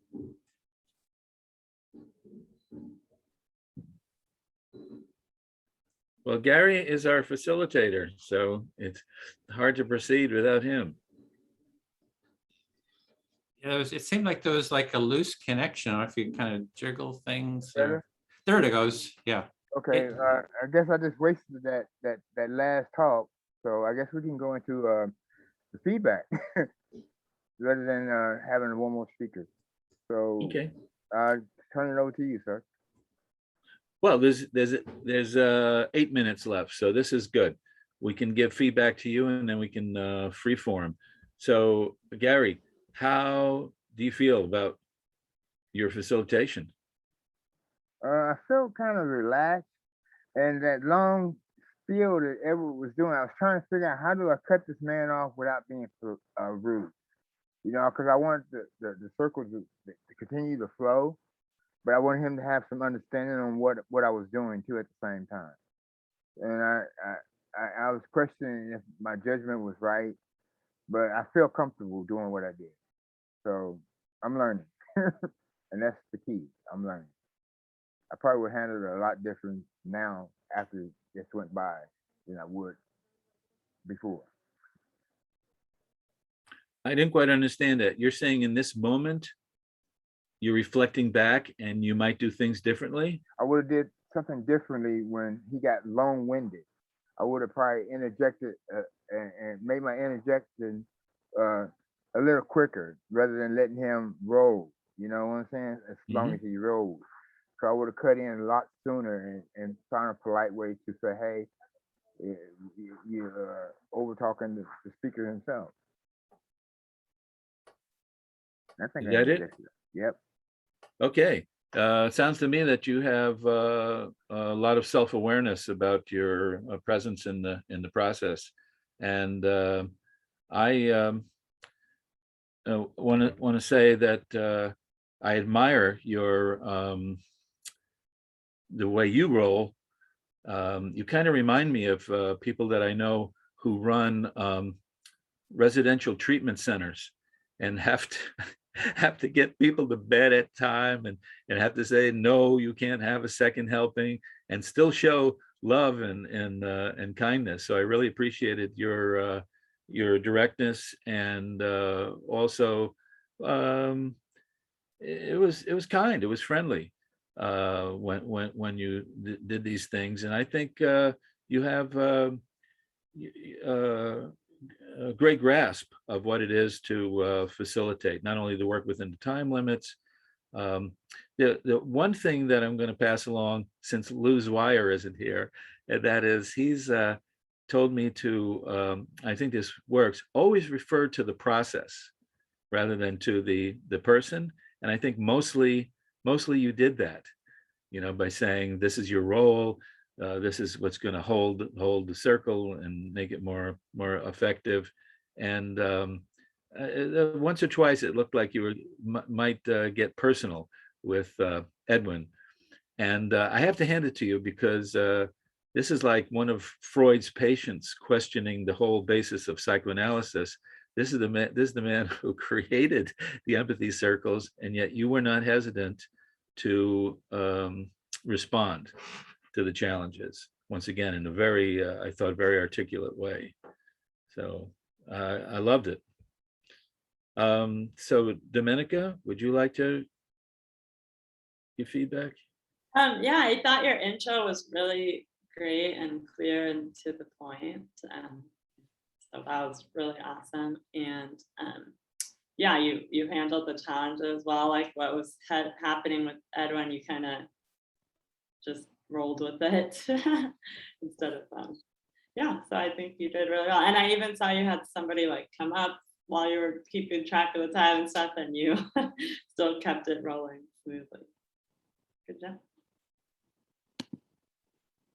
Yeah, so I guess I'll jump in. Yeah, there was a real kind of a warmth and humanity and clarity to when you were explaining it at all. So I felt a real sense of connection there. So in terms of that one, yeah, that was a tough, I threw a lot more challenges at you than Dominica, so you got, but it was, they're all handled. I felt, handled quite well, as I mentioned. There was something I wanted to say about that last one. Yeah, one thing you can do is, you can, what I might say is, when it became my turn to speak, you could have maybe, you kind of cut me off, just reflect back. You could say, yeah, just reflect back the essence, something like that. And then when it's my turn to, if it would have been my turn to speak, I would have explained, you want to just reflect back the essence. Can you let me know what you heard me say? So that you can use the process to explain the process to the person, have them reflect back that, oh, so you just reflect the essence of what the person is saying, and you get them to reflect back that. So that's like a good kind of a trick, it's not even a trick, it's just, it's sort of using the process to explain the process. Yeah. But yeah, very well done, both of you. It's a skillful means. Yeah. I just want to say, I regret, now that I see how it plays out, I regret not giving challenges. I thought my role was going to be more complicated, as if I was going to be facilitating, but I had very little facilitating to do, and you guys just jumped along. So anything else come up for you, Gary, Dominica? Yeah, I would like to say that I'm truly grateful to have experienced what I experienced with Dominica. You're well spoken and you articulate very well. And Edward, thank you for the pointers. I kind of see where you was going with that, and it makes a lot of sense. Thank you. Anything else, Dominica? Yeah, well, the one thing I was going to say is when it was my turn and I saw you put the time up, I did say, I think I said like, oh, I know my time's done, but then you were telling me not to go on a new topic or something. So I did feel like that was like a little abrupt because I had acknowledged the time. So I don't know if you want to provide some clarification.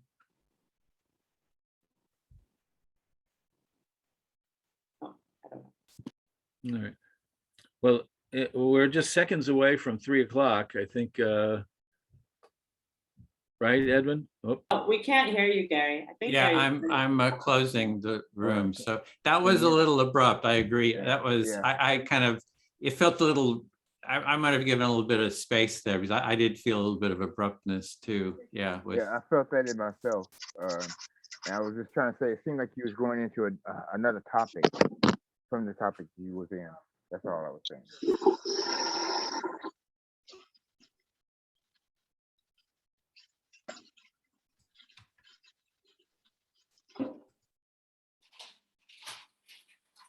Okay, we've got 22 seconds. Everybody be back.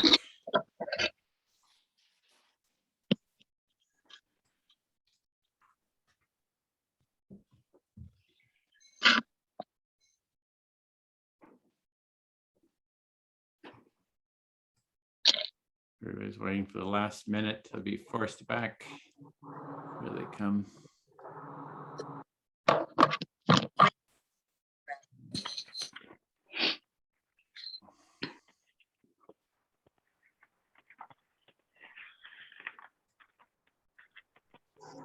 Okay, welcome back, everyone. Adelina, I think you were doing this. Mm-hmm. Yeah, of course. Welcome back, everybody. It is time for us to share how the experience has been so far in the circle today. And so my question would be, what were your learnings and your insights about today's session? If you can keep it to 1 minute for your feedback and comments. And just to make it a little bit faster, I will start by asking your names as I see you on my screen. Gary, you are the first one. Would you like to say a few words? Yes, I'd like to say a few words about my learning and my experience. It was a great experience.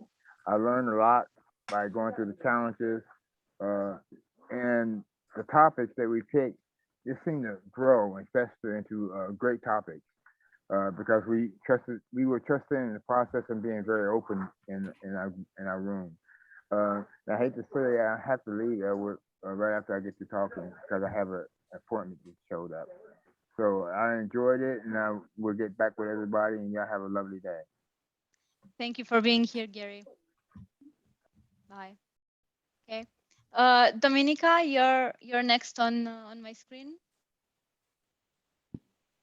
Yeah, it was exciting and challenging. Like with the challenges, those were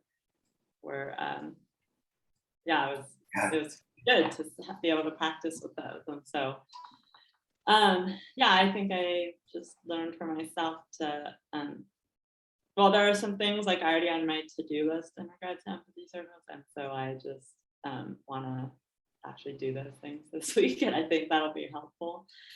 And yeah, I enjoyed it.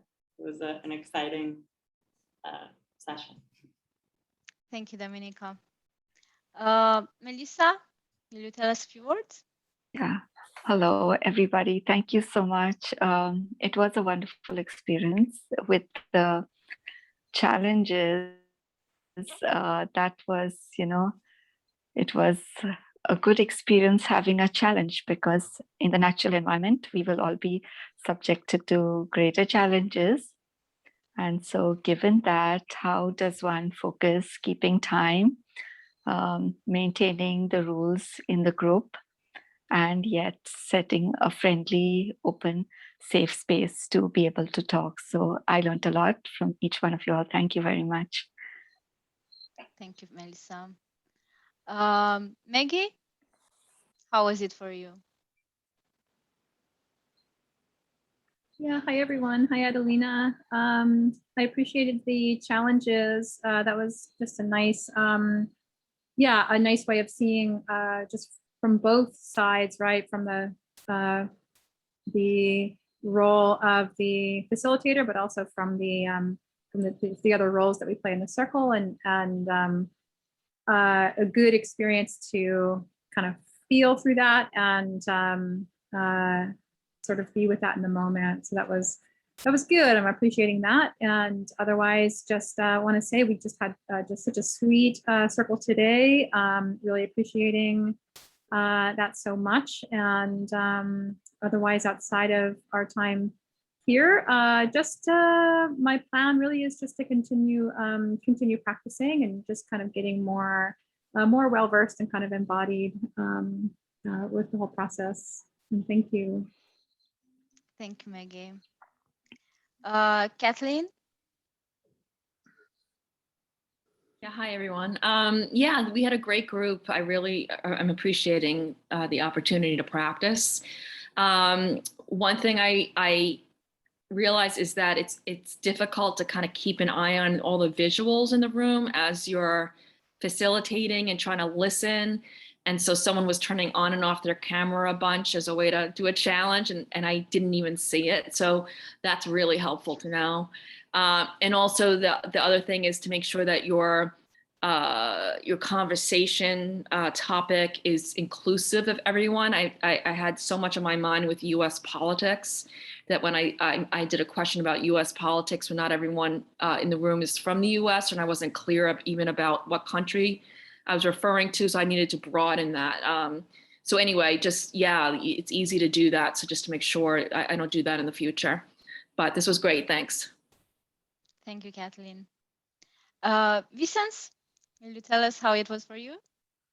Yeah, it went smooth. It was pretty smooth. And so another day of practice, I would say. Done. I mean, done, complete. It was exhausting for you. No, sorry. No, I said it was smooth. Easy, smooth. another Okay. day. Oh, sorry. Sorry, my English is terrible. No, no, no. No, it went well. That's what I mean. It was like, you keep practicing, and it just worked well.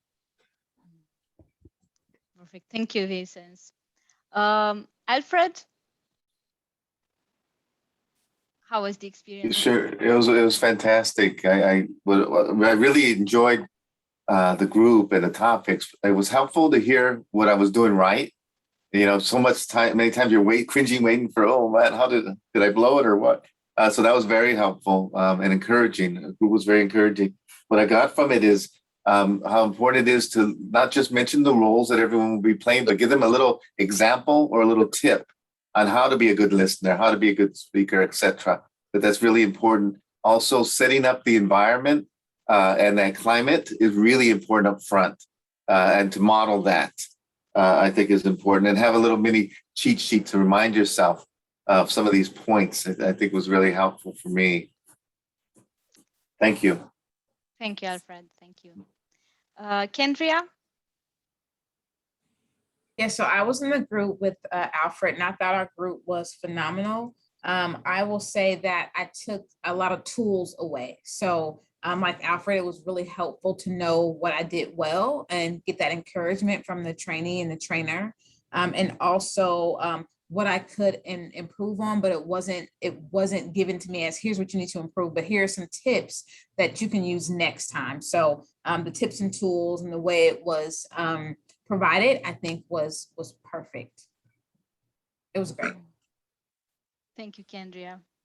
I'm sorry, I just want to say the two people that were with us was Anne and Linda. So shout out to them. I'm happy you had such a great experience.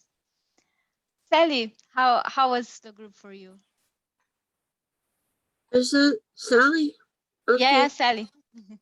Well, I was with Vincent and Larry, and for some reason I keep having a blank on Evelyn's name, but it was really fantastic for me. I think I, as an individual, realize I'm just incredibly deep in thoughts, which makes me a horrible listener. And so there was a little bit of a paradigm shift for me.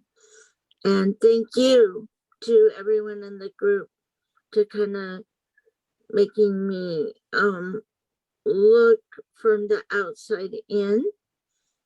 And anyway, it was good. Thank you. That's all I have to say. Thank you, Sally. Rosie, I think you're next. Yeah, it was really good practice. I really appreciated the discussions we had. It wasn't all just about facilitation. We had some really meaningful chats within the group as well. And the challenges were definitely challenging in a good way. It reinforces for me just the need to just keep doing it. The only way to get better is to keep doing it, keep doing it, keep doing it. And so I really want to try and look for some outside of these circles opportunities to practice, but I'm grateful to have a safe place here to practice and be challenged. Yeah, this is always a safe place. Happy to hear it was like this for you. And I think that last of the participants is Faithful for me here on my list. How is it for you, Faithful? Yeah, it was again a great time to meet another set of good people. The trainer and the trainee, they were so good. They were kind. They listened to us and carefully advised us on how to adjust towards the left or the right. They were very, very, very welcoming, and I learned a lot from them, and I hope that I'm going to implement them in my next Empathy Circle. Thank you. Thank you, Faithful. Okay, so I think that we can go on with the trainees. We still have some time left. Okay, so Ralph, can you tell us a few words about your experience? Ralph? Always, yeah. So many learnings. The big thing was the great pleasure to be with two wonderful facilitators in Domenica and Gary, who, among the many things I could say, they led with their humanity, and still they were genuine, caring, and they had some pretty good facilitator chops. So that was great. Thank you, Ralph. Linda?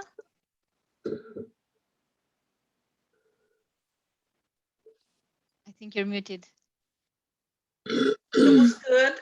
We had Zapata dropped off, I think intentionally. Because he had sent me something in chat once we got in the room. He said he didn't want to mess up the circle with his internet, being shaky or whatever. And I wrote back that that wouldn't mess up the circle.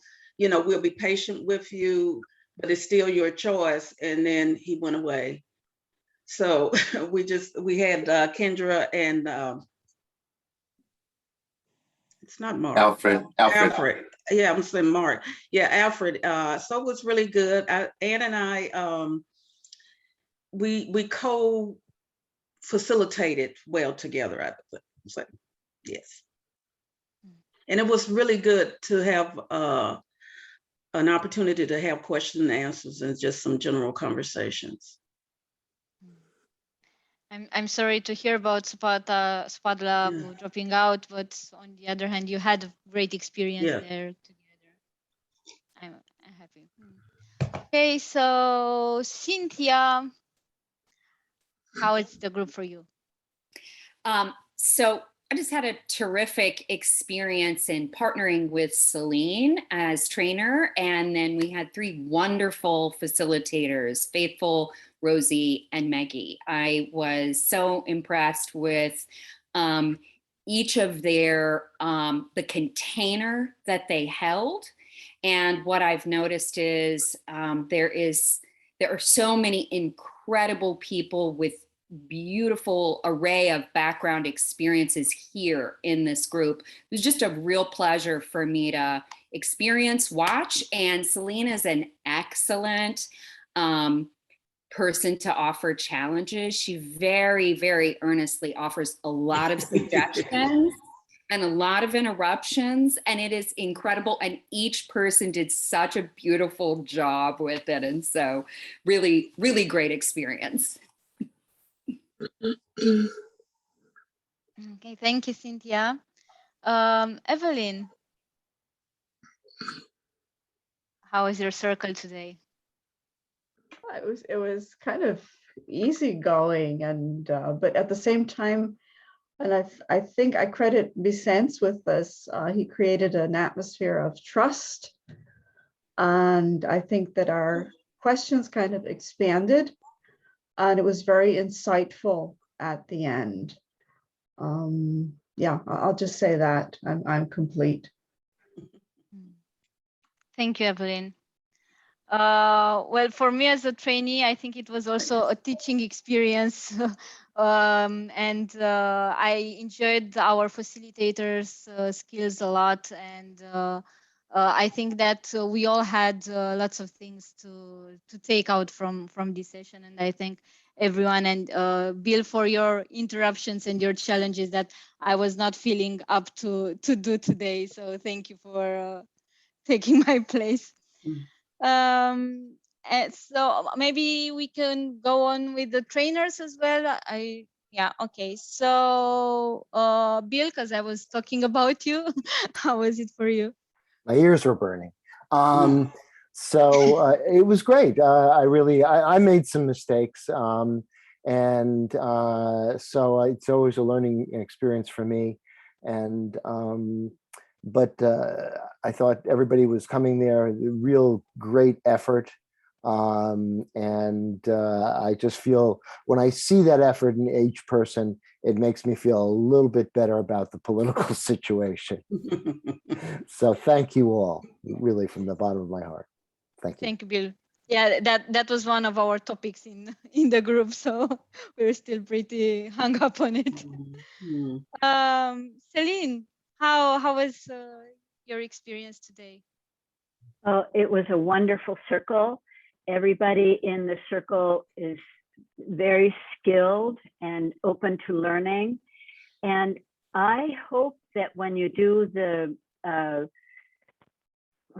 when you write up your thoughts about this session, if you have anything to say about the challenges, that you put them down, because I love to to interrupt and make problems for people, but I also question the sense. You can put your opinion as an educator. There's something uncomfortable for me about having somebody do something that in a group that they have never seen before. So I'm just thinking about what's the best way to prepare people for these kinds of challenges. I'm complete, and I thank you very much for today. Thank you for your insights. Larry? Okay, I had a wonderful circle, and I was with Evelyn, Sally, and Vicente. And Vicente kind of opened up the topic of, what are the challenges of doing this with friends and family? And we just really went around on that topic and how deep that challenge is, how easy it is to do with these empathy circles with strangers from all around the world. But when it comes to family, it reminded me of this Ram Dass quote where he says, if you think you're getting enlightened or waking up, try going home and spending the weekend with your family. Really, thank you all. It was beautiful. Thank you. Thank you, Larry. I guess next is Anne. Anne, how was your group? Well, as ever, it's just wonderful what everybody, each individual brings, and the kind of the wonderful diversity and love that they bring and exhibit. So it was great, and it was great to be in a room with Linda as trainee, and also being reminded how valuable debriefing is after doing it, having the chance to both self-reflect, to your own kind of evaluation of how you've got on, and to be able to share thoughts and ideas to discuss. We had a spacious time because of one person dropping out, so that was good. Thank you for sharing, Anne. And Edwin? Yeah, our group went really well. Just as Ralph mentioned, there's a lot of humanity in it, and that's really what sort of sets the stage for the Empathy Circle. I just love the practice. It's practice, practice, practice. If you know that neurons that fire together wire together. So the more we practice, the easier it becomes to do this, because those neurons are actually firing that allow us to listen to others. So I just love the practice. I love seeing everyone practice, and it's so important that we keep exercising those empathy muscles. Thank you for offering the space to practice, Edwin. Okay, so I think that going on, I will pass it to Cynthia for the closing comments. Cynthia? You're muted. Thank you so much. Thanks, Adelina. So here are just a few things I want to offer for the closing. Though we've gotten to go around to each of the trainers for a share, are there any trainer final comments that you'd like to offer? I have one. So we have our Saturday Empathy Cafe, which is the intro cafe. So It's been out there on LinkedIn, a lot of other places. So it's a lot of new people come. So it's a great place if you want to come and join us and be a facilitator in a breakout circle, because then you'll get some real life challenges, right? Because these are people who don't know. We have a great core team, Celine, Linda, Bill, and Larry, and a couple other people who are they're learning to actually facilitate that intro cafe. So you can come and just like here, the trainees are facilitating, you can come and learn how to facilitate an intro cafe. So that's an extra learning that you can do if you're able to manage it for Saturday. And also invite your friends to the LinkedIn event. The LinkedIn event is in the email. There's something like 6,700 people who have shown interest. And you can go in and actually invite 1,000 friends. And if you invite all your friends, it kind of just creates this sort of buzz, and that kind of just helps get the word out. So I'll just encourage you all to take part in that. So that's it. Thanks. And Maggie, did you have a question for Edwin about that event? And then I'll go right to Bill after you, Maggie. Just really quick, and thank you for taking the question. The Saturday circles, I'm just wondering if this is a weekly and ongoing, or if there's a time period. And the reason I'm asking is I'm not always able to be available on Saturdays because of work. So I'd love to know if I'm able to jump in on a random weekend. Sure, yeah, you can drop in anytime. We're going to be doing another 6 weeks or so. That's the time slot where the cohort 12 is going to be. So we'll be doing open intro cafes until November 20th, and then we'll start a cohort in that time slot.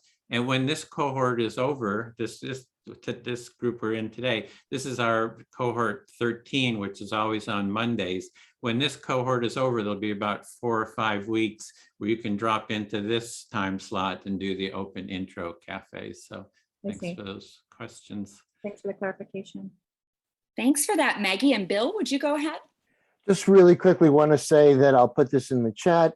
If people are interested in adapting the Empathy Circle for schools, kids, other things, this is one resource you might have. That's all. Thank you.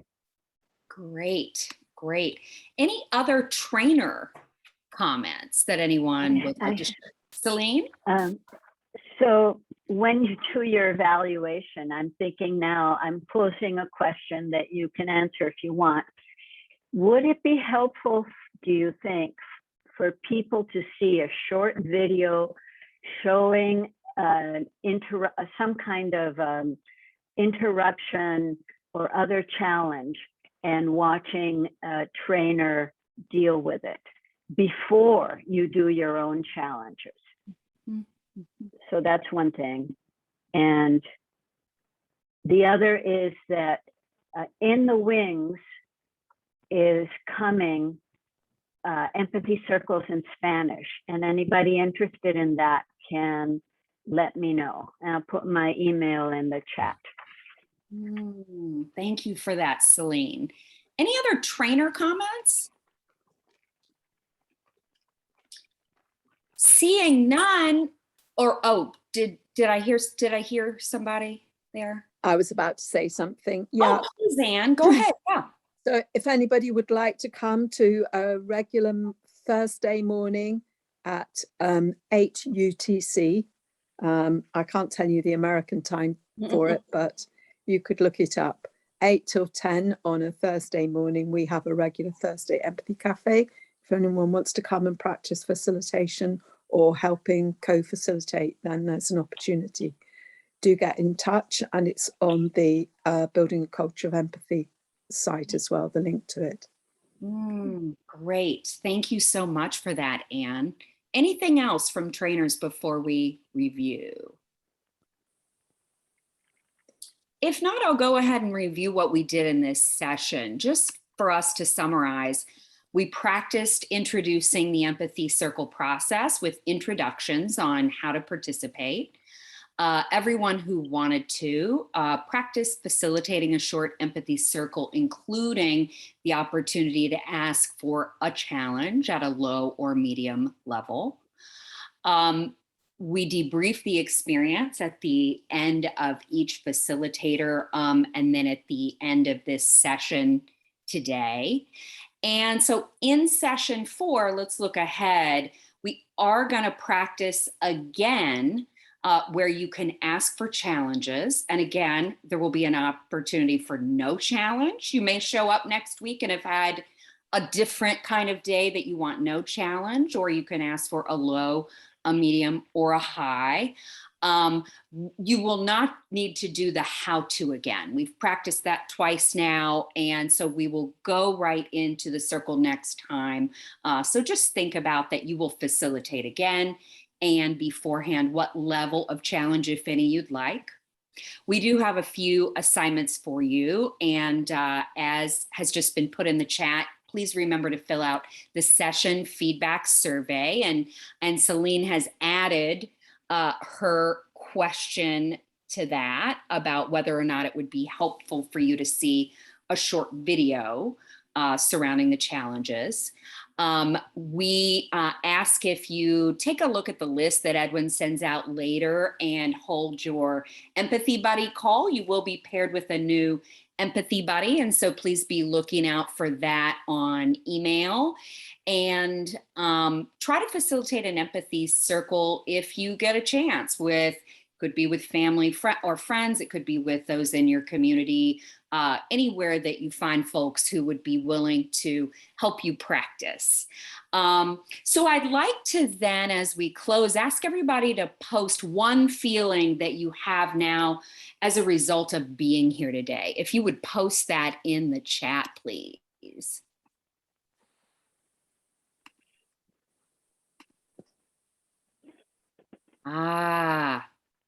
I'm seeing a lot of people feeling from hopeful to happy, love, trust, grateful, engaged, tired, elated, peace, happy, safe.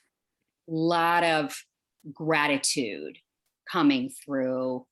And of course, a whole range of ways that people are feeling now that our week 3 is concluding. Thank you so much to each of you. Let's go ahead and do our traditional jazz hands goodbye.